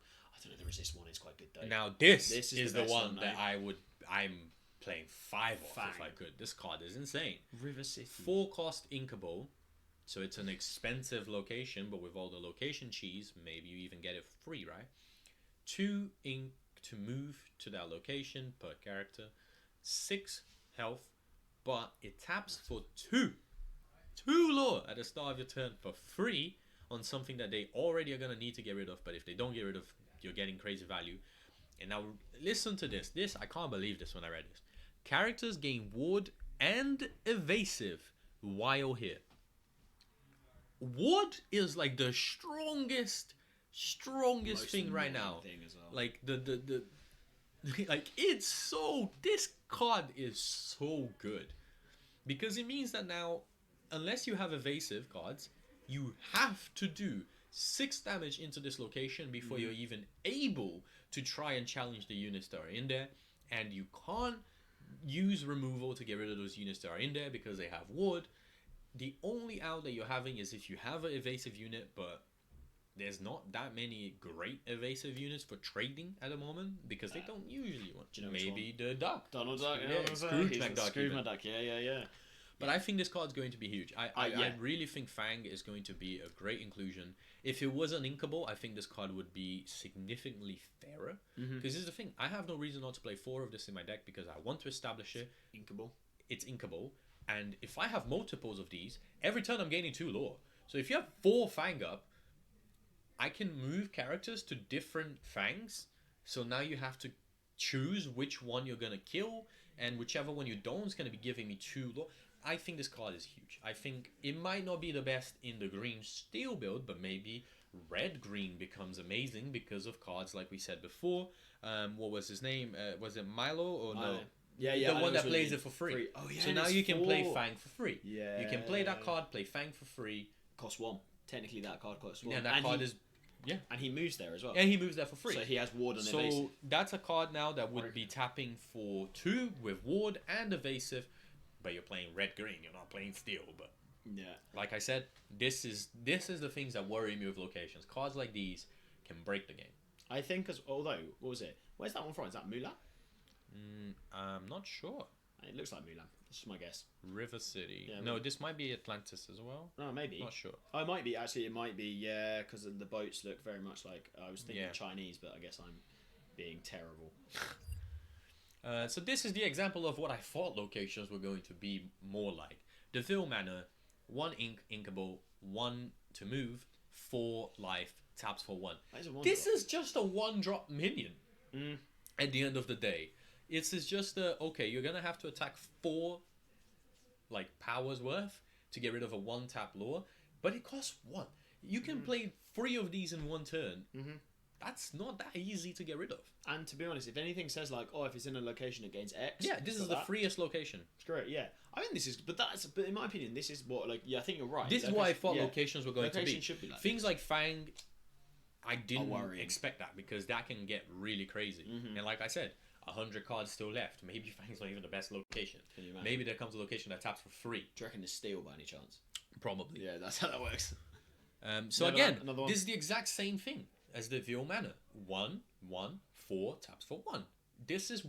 I thought every location was going to be like this. I guess they're going to, just kind of like how almost every color has a 1 mana 2/2 and a 1 mana 1/3 and so on.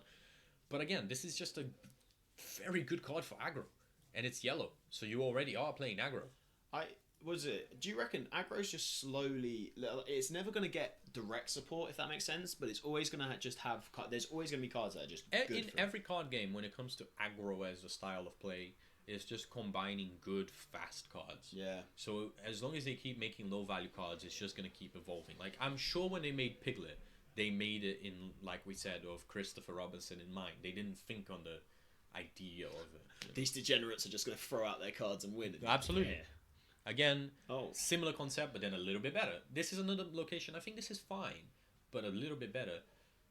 But this card's really good for blue. Yeah, I was going to say. This card is a must. Like, if I'm playing blue, I'm playing 4 of this. Like, maybe I'm not the best blue player because I hate blue, but this seems so strong to me. 2 inkable, 1 cost to move, 5 health. Whenever a character, and it taps for 1, whenever a character is banished while here, you may put that card into your inkwell face down and exert it. This is insane to me because what you want to do in blue is build up your mana so quickly. They have to kill this because it's tapping, and if they don't, you're getting the value because your card's surviving. And also, you can trade your character anyway, so you can put small dudes in here, trade them into your opponent's card. Sorry, challenge, but trade them in, get them as ink, and then have a huge swing next turn. So this card I think is going to be huge. Do you think Mickey's still going to get played? The 1/3. No.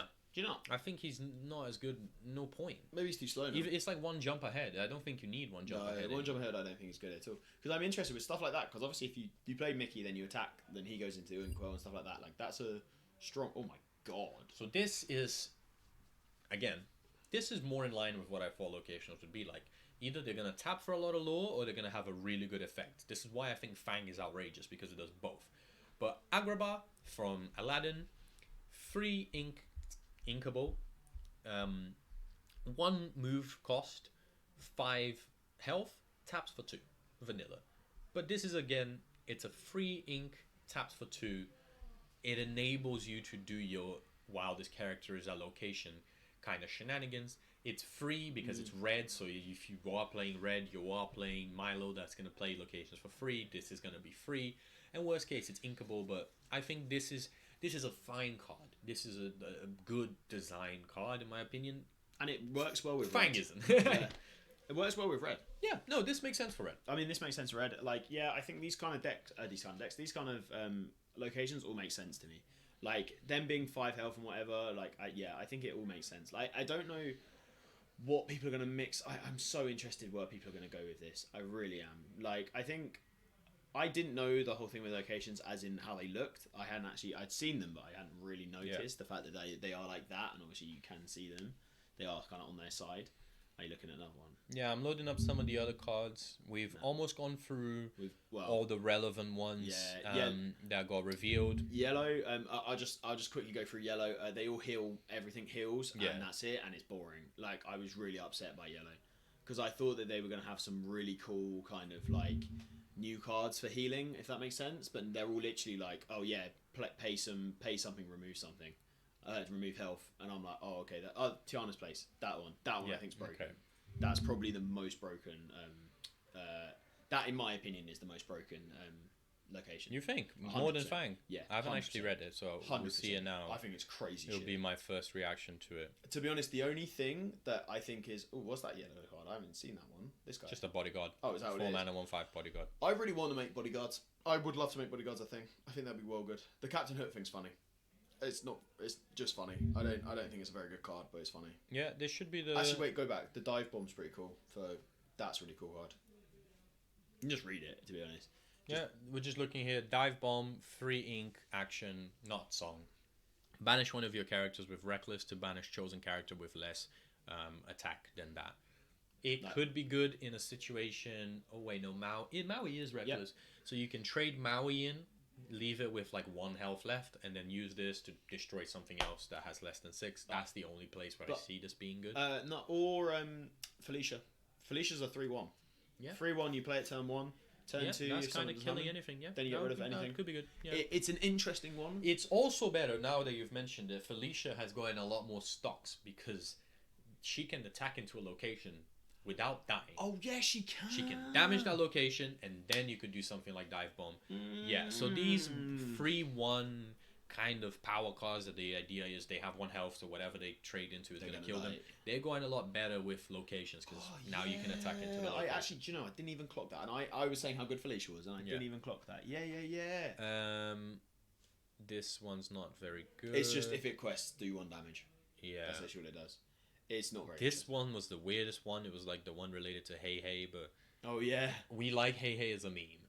Yeah. Hey Hey is not a good card. Well, I mean, Hey Hey is not a good card. We like it as a meme. Ben liked. I mean, I get Ben won with it because I see why he won with it, but that's because he was good. I don't think it itself was a good card, but he utilized it very well.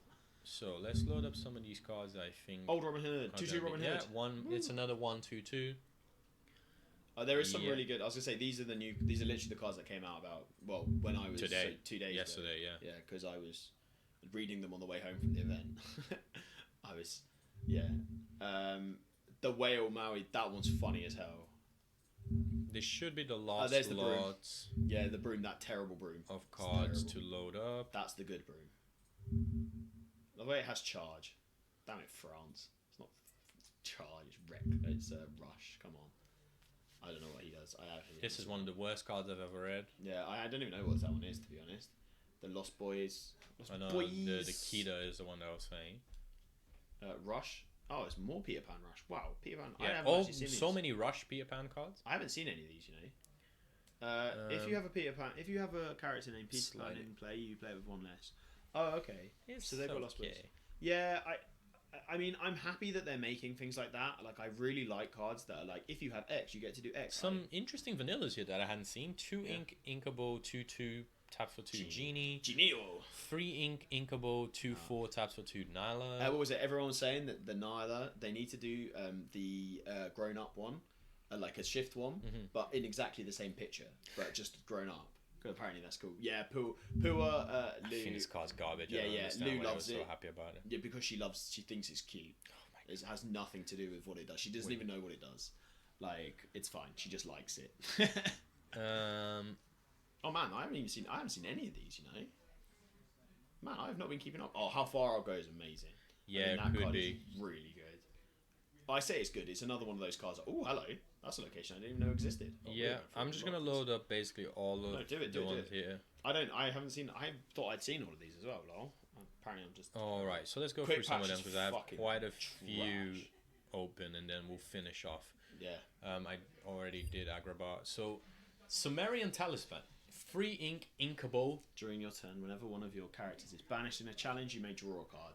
and this isn't tapping or anything. So you put this up, you trade all your rush dudes, you can draw like 3 or 4 cards. pretty good. This card is good, But it doesn't take a turn to start either. It's what red needs. Yeah, Red this is a needed card draw that- power. This is gonna be really good for red. Red needed draw power because Ring the Bell was fucking garbage, and Queen of Hearts is way too situational. Because okay, if you summon her, you can attack. Cool, you get a draw. Now, Just getting back into it, Ben will edit it out. You guys won't even notice, especially you audio audio listeners. You won't know anything. You are viewing this audio. Oh, you're viewing something. With Right, us. so the last lot of cards that we've got here, these are all fresh cards. They only got announced in the past couple of days. Yeah. But let's I get didn't know into it. anything about these most of Yeah, these. a lot of these is going to be blind for Ben and for myself. And looking at the one that we're looking at now, crazy good. So 1 cost, inkable, 2 cost to move, 6 power, Bell's House. If you have a character here, even if just one, you may pay 1 less to play items.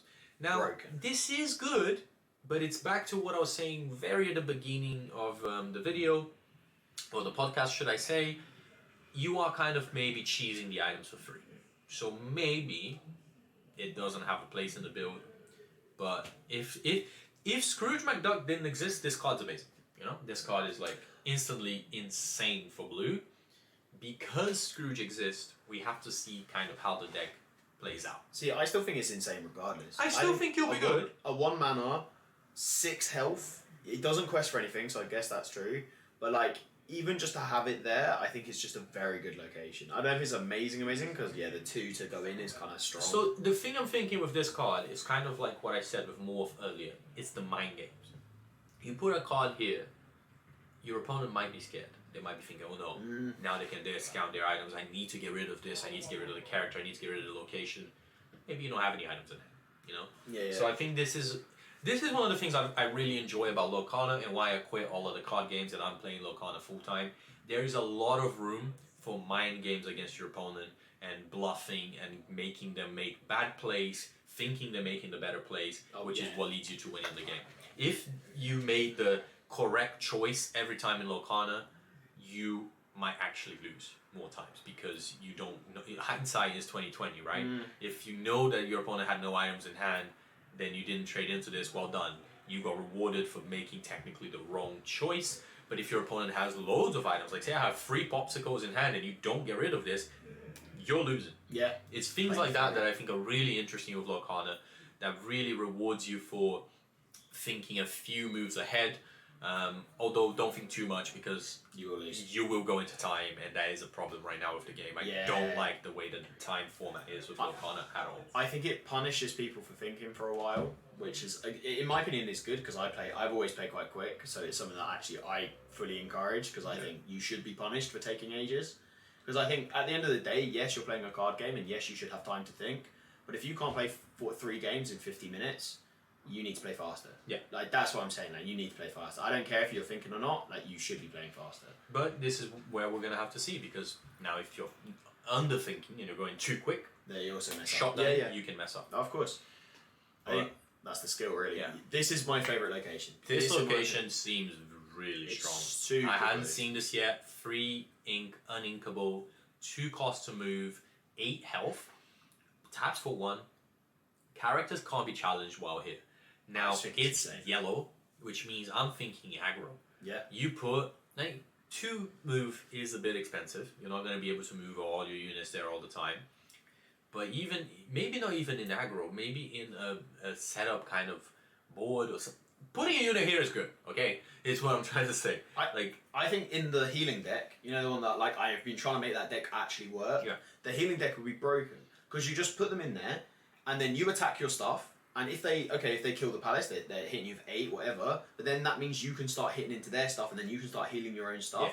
Yeah. The problem with that deck is that you don't have people. They don't commit when you're not doing anything. They don't do anything, and the whole thing with that deck is you need them to do. It's things. a reactionary deck. Yeah, you have to be able to hit them. Which in card games usually you want to be the one being proactive. And you want to be the one making plays. You don't want to be reacting to your opponent as much. Yeah.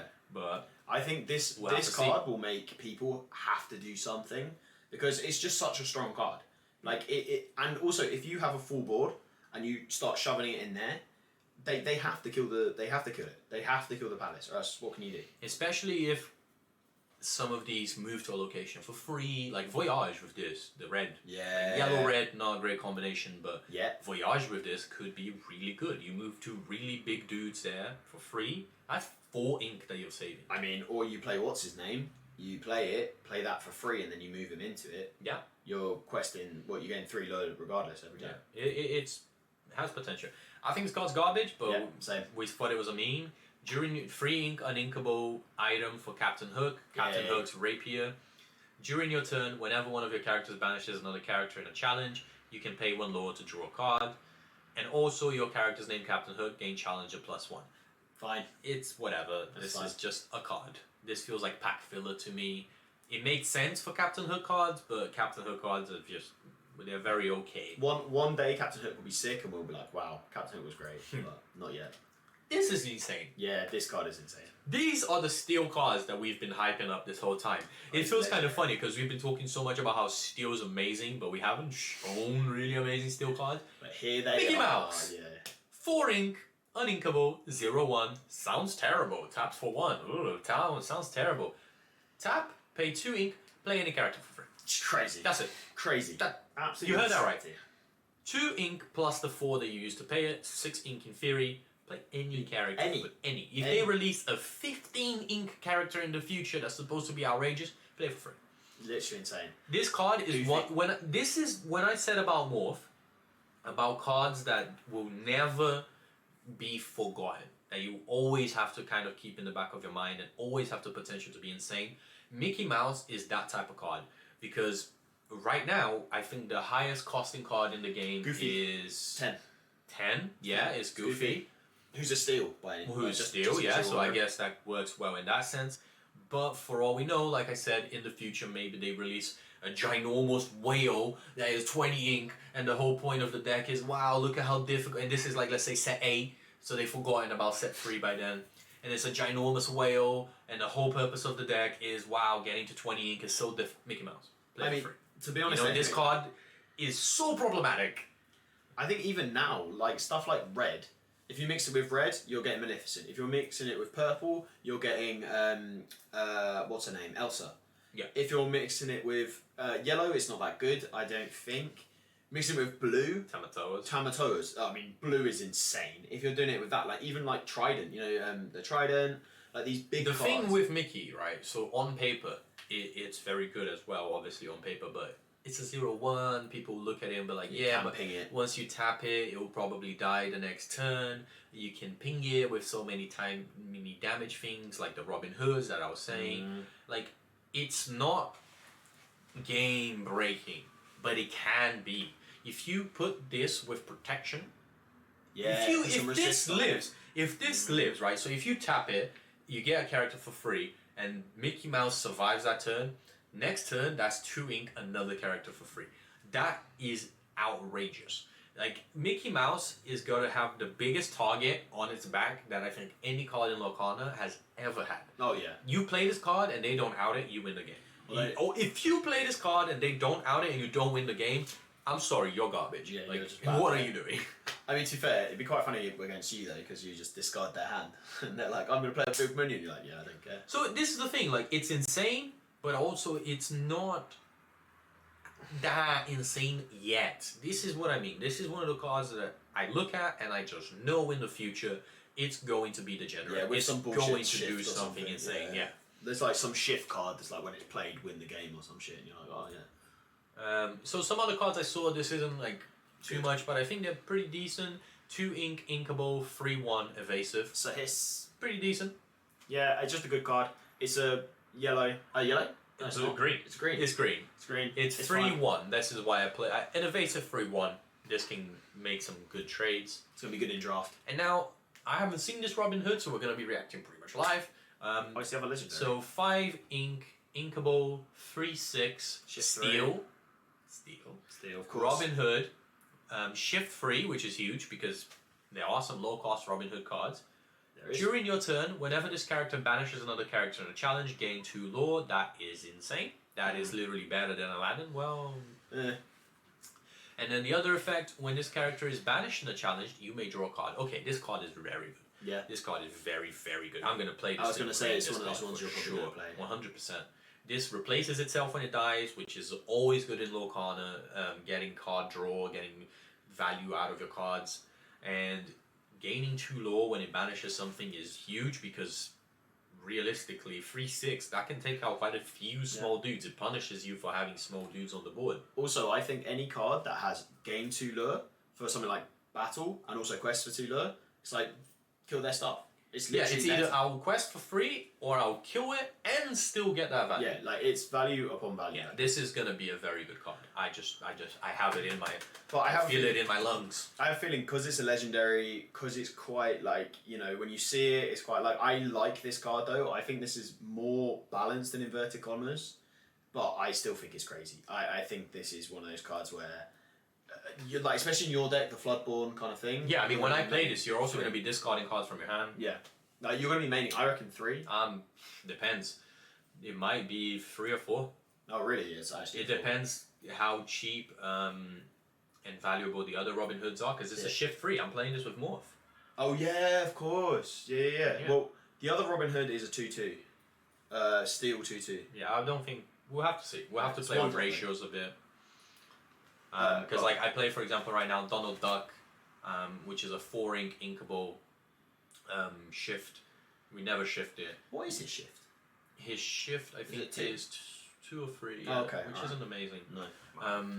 But his whole thing is, his effect is at the start of the turn, both players can draw 1 card, which sounds bad, but in theory can actually be huge, because if they draw and you have wasted discard, you can plus off of it, so sometimes it's bad if they take the draw. But we only play it because it's a shift. It's kind of like filling the slot, so I could easily see myself taking out Donald Ducks and putting in Robin Hoods. That makes sense. But we'll have to play with the ratios a lot. Now, I haven't seen this one either. Little John, here he is. 6-ink inkable Little John, not very little at all. 4/5, shift 4. So again, another card that could fit into the shift. So while this character is exerted, your characters with bodyguard gain resist +1 and get +1 lore. Yeah, bro. Okay, this is pretty good. I told you the bodyguard, that's why I really want to make bodyguard, it's because of this card. I was like, this card is good. Okay. Like, it's good in the sense where it finally gives bodyguards more kind of, the protection on the bodyguard is huge. To get 1 resist is insane. This with Hercules could be very good, because Hercules already has resist. Yeah. You can So make Hercules would have resist free. Yeah. It'd be ridiculous. And it quests for 1 more, so it'd be questing for 3, question mark, or is it 2? I think it would be free. It would be 3, yeah. Like, he's really good. The fact that he's a shift 4 is just incredible.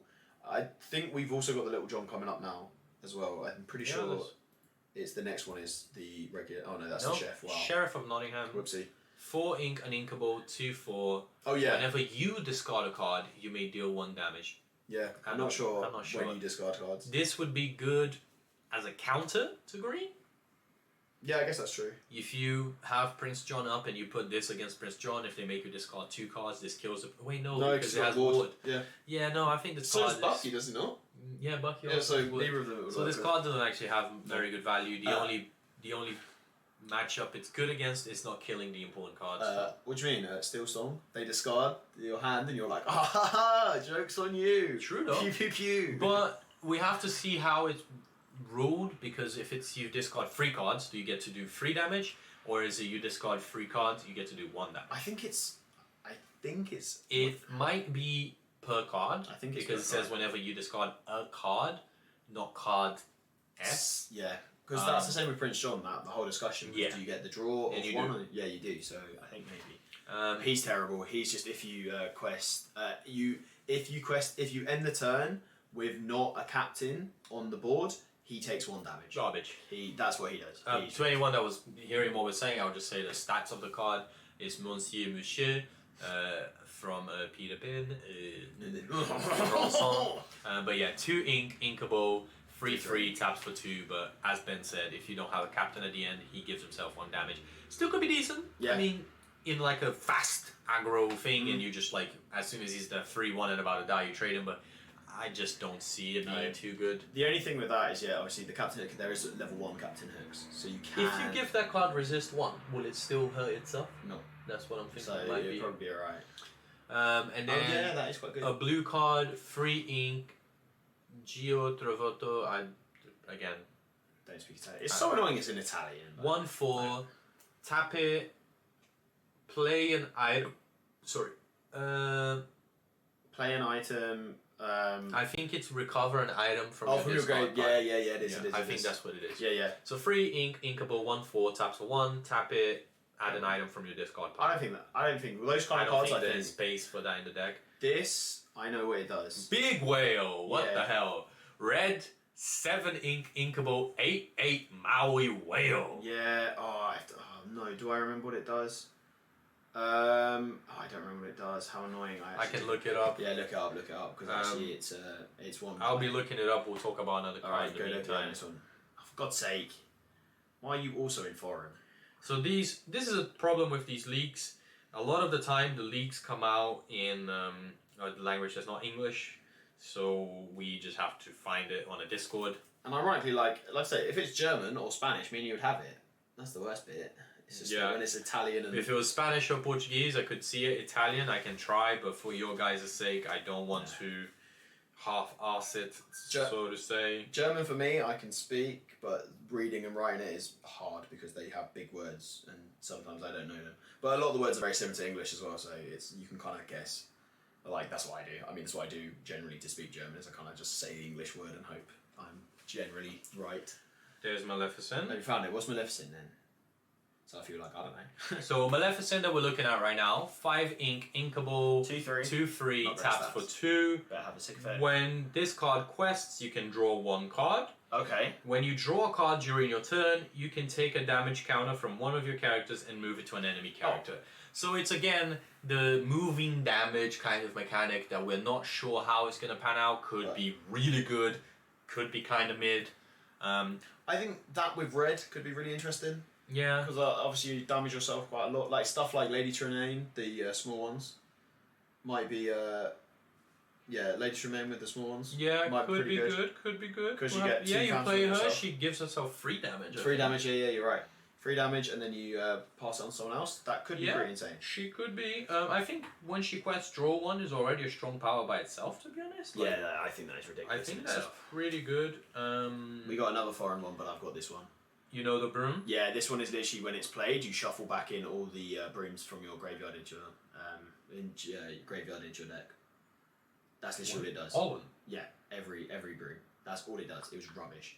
I literally read it and was like, that is arse. That's such a bad card. It's again, I mean, it It's- could be good, but it it's doesn't. Oh, 6. there we go, found Maui. It's 6 mana, uninkable. 3/3. Yeah, no, it's And that's all it It's does. terrible. It's trash. Oh, that's 5 ink because This- Mickey Mouse. This, on the other hand, very good. So this has Rush. Yeah, and then it's 5 ink, uninkable, 4/4, taps for 2. Yeah. You tell me the effect. I can't remember the effect personally, Sick. but I'm pretty sure it's something to do with something. So does that help? Ah, something to do with something. Yeah, yeah. Alright. Yeah. Lovo jouer ce personnage. When you play this character, you can ready your broom cards Oh, okay. from... No. You can add your broom cards back I on. think this one adds broom cards from your discard to your hand Oh, or very good. plays them. I'm not sure. Sorry, guys. French is my weakness. Yeah, and mine. The only thing I know how to say in French is voulez-vous coucher avec moi ce soir? Just because of the song, not exactly. Yeah, that's it. Go and get Maui going. But Maui, right? Maui, I think could be cool. Let's see. Okay, so what? This is interesting. This is different. The first part of the card says this card can't ready at the start of your turn. Oh yeah, that's what This it is. card can only be readied by paying 2 ink, That's the one. and he can't quest That's the one. the turn that you pay the 2 ink to ready. This card's garbage. Yeah. I was This gonna card's say, I thought it was terrible. I thought it was gonna be good, but no, this card's It's just terrible. an 8/8, like to just hit things. God damn it. Red, mate. What were you expecting? Now this, I know this Simba is good. I think I remember this Simba from when we saw it earlier. But basically, I think it's the turn you play him, and after he kills something, we can just kind of chop this bit up here till I find him. I wish I could. I can search. Am I You stupid? could just search them. I mean, because there's so many. Like, why are they all just in foreign? I guess. Oh, there we go. Oh, Hold. there we go. Simba. Simba.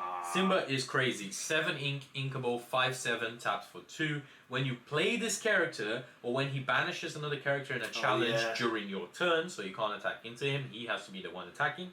Draw 2 cards, and then discard 2. That's big. Or deal 2 damage to a chosen character. I think the Simba could be good. Bro. It's kind of expensive. 7 ink, not shift 5/7. by anything. But it has potential. It's got stats, it's got big, and to be honest, these kind of cards as well, like to draw 2 cards and then discard 2 cards, might seem like not great, but it can really sort out your Get hand you as into well. your important cards. Right, Yeah. I want to make sure that we had the broom effect right. No, so the 5 ink, the uninkable 5 cost 4/4 broom that taps for 2 is when you play this card, shuffle all the it's that brooms one. from your discard into the deck. So it's that way around. And Okay, then the cool. 6 cost one that you thought was this one is when you play this character, if you control a sorcerer character, so if you control Mickey. You can exert an opponent's character. Oh, okay, so right. And it can't ready next turn like Elsa's effect. So Okay, actually, so it's the like- 6 cost one is marginally better. I think they're both terrible. I would play um, probably 1/1 Yeah. if I was playing Bruce. Now, this is one of the worst cards I've ever seen. I don't understand it. If you disagree with me, prove me wrong. But Kida, which I guess works for the 1 cost 2/2 Kida because it's a shift free, but 5 ink, inkable, 3/5. When you play this character, all characters get -3 attack until the start of the next turn, Including her, right? including herself Okay. and every other character. So as soon as you play her, she's a 0/5. Yeah, that's useless. And it makes all your other units also lose 3. So I guess if you have half a brain cell, you would attack with them first, And then use it. then use it. But then What's the you're not getting the value of lowering your opponent's cards by 3 and trading into them for cheaper. I don't understand the logic behind this. The only thing that I see with this is on their turn, they won't be able to attack. They will have the -3. But this just feels like buying a turn that you do nothing. I don't. Yeah, it's a bit rubbish. Really- Yeah, I as soon as I saw I it, don't really get it. I think it's honestly a wasted space for a legendary. I feel feel there could be like, so many better I cards. feel like this could be good in we're about to end the game type situations, and I'm gonna tap all my units, and then you won't be able to kill them next turn. But I don't see it really It's not paying gonna off. happen I now. don't really see that working out. Yeah, I don't think it's that good. I have to admit. And then the card that Ben's fiance loves. Not because of its effect. It's or a anything 2 it ink does. pig, 2/2. When his character is banished, shuffle it into your deck. Yeah. It's It taps for 2. it's cute. That's why she said she likes it. It's cute. That's literally it. It's garbage. She's garbage. Not a great card, but it's cute. So that's what I mean, it's a 2/2 that taps for 2, that costs 2, so it's not too bad, but it's pretty bad. yeah. It doesn't really help anything really. I thought it was a cow when I first saw it, and I got roasted for it. Yeah. Well, this card is good. So this card is interesting, is how far I'll go. Action Song, 4 ink, uninkable for blue. Look at the top 2 cards of your deck. Put one in your hand, and the other into your inkwell. Now this card is pretty freaking good in Yeah. theory for blue because you see them and you get to choose. It's like much better than One Jump Ahead of Mickey, which is why I don't think you're gonna play them anymore. And it being a song is actually quite relevant. Yeah, especially for 4. Yeah. 4's not so bad. You don't really want to be paying for ink for this, but I think it's gonna be good. I mean, I think it's a good card. it does 2 things that blue needs. It gives you a draw, and it turbos your ink. I think You it's just really have good. to see. The thing I'm thinking with this is what cards are singing in blue.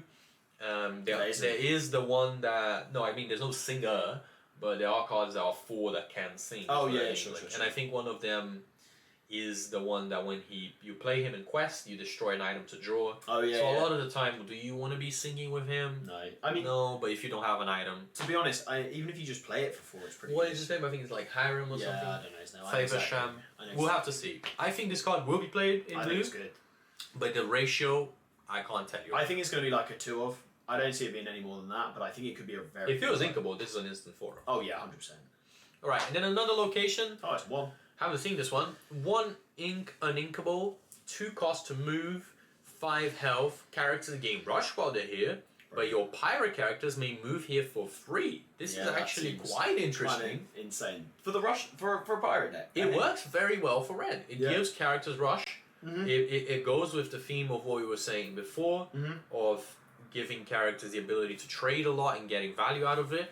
I'm thinking you could even combo this with the Moana and the other location, so that you give them you move them for free, give them rush, they trade, and then move to the other location to gain the value after. Oh yeah. Because you can move cards around location. You're not limited to only moving 1 card per turn, and you're not limited to only 1 location. So this could be kind of like a combo location. I'm interested when it comes to the whole pirates and like, because actually I obviously not all pirates are out yet, so I'm interested. And also a lot of the pirates, like you don't even clock that they're pirates until later on as well. Like that's the other thing that I'm really interested in. It's the same way with villains. Villains are creeping up slowly. Yeah. I think all these kind of cards, I'm looking forward to them because it's going to be a bit more Yu-Gi-Oh based. We're going to archetype it. You know? I hope not too much, but yeah. Yeah, I mean we will. That's the funny part.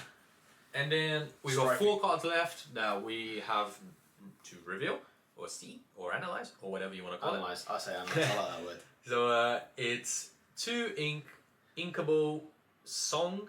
I realize every time I say action song, every songs are actions, so I can just call it a song. But we're here. An hour and 50 into the podcast before I made that realization. So but that's cool. We'll take it. song.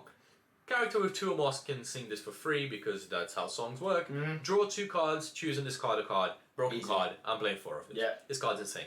Drawing 2 to lose 1 is ridiculous. This is graceful charity from Yu-Gi-Oh! A little dire version, but this is very good. I mean, This is very good. I would say it's almost exactly the same. Well, Because you're using a graceful card charity, to you draw two. 3, discard 2. That's But then what you use graceful charity. You So use this. Exactly. So it's the same. 2/2. It's the exact value. yeah, I suppose. It's literally. But it exact will value. be better because it's inkable. Yeah. So if you have all the things you need in your hand, this Yeah. is free ink. If you don't, this can get you those cards. Literally. And also, it's a song, okay? Yeah. You can sing this For two to is draw such an easy 2 thing. cards. Like, Yeah. this is very strong. Especially in situations where you might have a Flynn, or even if you have what's his name, the shift one, and Bucky? you're like, no, I mean, and Bucky. I Actually. mean, you don't really want to tap Bucky ever. But no, I meant what's his name, Morph. Morph, If you have yeah, Morph, you can sing sing it with Morph. Morph. Draw 2. Hopefully, you get yourself into a Yeah, shift. yeah, no, this card's Right. going to be huge. I think this card's going It's to be actually very really, really good. Yeah. I actually do. Surprise us a common. Now And these now the three last are- 3 cards they're are all all purple. in the same. They're the same card name wise, Yeah. and they're all purple. 2. It's Magica the Spell, 2 ink, inkable, 2 free, taps for 1 vanilla. Why am I showing you this one? Because the big one is Discard. shift, but we'll get to that one. There's the in between one. 4 ink, inkable, free 4, taps for 2. You can tap it to return an item with cost equal to or less than this character's attack to its player's hand. So it's returning an item that costs 3 or less to a hand, or if you buff this attack, it can return a bigger Yeah, yeah. item. I doubt you'll be returning Lucky Coin or Lucky Dime, should I say. You're not really going to get That to would be 7 impressive, attack. That'd be can I say. very impressive, Yeah. but Or it's not the worst card. It's No, kind she of definitely like can't do that. disruptive, but Yeah, yeah. I think most of the time you probably would rather tap for 2 than to bounce. Like, you're not going to bounce Popsicle, are you? That's No. kind of stupid. But I think, but these kind of ones are interesting because purple. It means that basically, if you want to play a item deck, because of the next card we're talking about as well, that think, is a good point. yeah, it's going to be purple, blue. This is not opponent's item. You can bounce your own items. Yeah. So if you are playing blue purple, which sounds illogical until you see the next card, the last card we're going to be talking about today, you could bounce your own Popsicle and draw. So actually that could be very, very good. And then the final card, the last card that's been revealed so far, and at this rate, 2 weeks before the set, we might as well just see the full set when it comes out. Yeah. The last one, Magica the Spell, 7 ink, uninkable, taps for 0. What's going on here? 7 ink taps for 0, but a 4/6 stat lineup shifts for 5, so Pretty it's good. not bad. Yeah. What does it do? How can it tap for 0 and cost 7, you might be asking? Whenever this character quests, gain lore equal to the cost of one of your items in play. Insane. Now, this is worrying. Because Lucky Dime costs 7. If Scrooge McDuck goes off, Lucky Dime plays for free. You can then play this quest for 7. 7 lore is a lot. That's over a third of what you need to win. It's basically a third of what you need to win because you need 6.66 lore. But this is insanely strong. It's such a good card. And also, we have to see because there might be a ruling. I'm confident right now that with her it wouldn't work. But Lucky Dime taps for the character's lore. Now, she doesn't gain that lore. She gains you lore equal to the cost. But you can, on the same turn that you use her, play Lucky Dime on like a 5 cost or something and gain like 4 lore. That's 11 lore in one turn. That's a huge swing. I think it's going to be such a good card. I mean, all these cards, like this card, maybe be like, okay, this is going to be interesting. I think there is going to be, they want purple blue basically to happen. Yeah. There are good items in purple. It's not that there aren't, but I'm just, like, you know, what's it called? Cauldron. Cauldron. Very good item. There's some like, new ones. Yeah. Magic Mirror, another one that's quite good. The thing that is crazy about this card is this card would be so much worse if it wasn't a shift. It's not just because, you can play it for cheaper because it's shift. It's the fact that you can play it and quest with it the same turn that you play it. Yeah. So what it means is you can play the smaller Magicka Dispel, play the Lucky Dime for free or on curve, and then instantly gain 7. That's a huge swing. Huge swing. So this card could be very troublesome. This could be one of the best cards. One of the best cards of the set. I think it could be knowing our luck, it's not gonna be. It's gonna be some crappy aggro deck or something shit, and we're gonna be like, it's gonna be fun. But... Theoretically, this is a huge swing. The problem is that I've always thought with blue is they fall back behind, and then they have to put a big dude on board and tap for a lot, and that's how they win. And it seems like cards like Lucky Dime are trying to fix that. Yeah, they. But this is how you fix that, because now, if you are against blue and they are at 13 lore, they are threatening lethal. You have to think that. Yeah. And if, even less than 13, if they have a character up that has taps for 3, which is not too crazy, that means that at 10 lore, with a Magicka Dispel up and Lucky Dime up, they are already threatening lethal. I mean, especially if you have That's stuff troublesome. If they have stuff like Aerial, or they have those kind of cards that are kind of memey and just doing like shenanigans, you can also... They are scary cards. Can we also just take a moment to appreciate that this is off 1 Magicka Dispel? True. If you have 2 up, it doesn't destroy the item. It doesn't, make it so that you can't do it again. If you have 2 Magicka Dispels up and you're playing blue, the chances are you have 10 ink. You can gain 14 lore in 1 turn, in one swing. It would be too greedy to say that you have 3 up.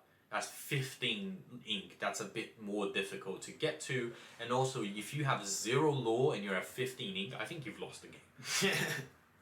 But thinking about it realistically now, if blue is at 10 ink and they have a board set up, and they have the Lucky Dime set up, and they play 2 Magicka Dispels, even if they're at 6 lore, they are now threatening lethal against you. You need to be playing. Item removal has to be in every deck. This is why I think it's bullshit that Steel has all the item removal in the game, really. Yeah, and no one else does. And they made yet another item removal, the card that we revealed back at the start, if you guys remember, or if you go back and look, that is destroy a location or an item. Why is that a Steel card? They already have 3 different forms of item removal. Do they really need another one? And nothing else has it. No. Like, red doesn't have it. Unless there's a card in set 3 that we haven't seen that gives item removal to someone else. So this is really troublesome in my opinion. I think if I see Lucky Dime and I don't have a way to out it, I'm shitting myself. Yeah, I'm breaking. screwed.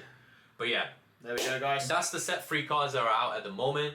We just wanted to take this moment to review it with you guys, have a chat with you guys about them, and start the Bad Card Games podcast. Yeah, this is the start, and from here we're going to be discussing Locrana, and we are going to be analyzing the meta as it comes, and we'll look back at this video and maybe see how wrong we were or how right we were with our predictions.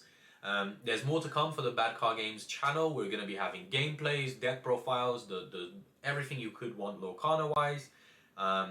And yeah, hopefully we can become good card game players one day through that. Not yet. But no, But right now, we're we're very bad young. card game players. Don't you worry. I don't know what he's talking about. I have actually. I'm good. Okay, alright. All right. Thank you so much for listening, watching. I hope you guys stick around, and yeah, see you all in the next one.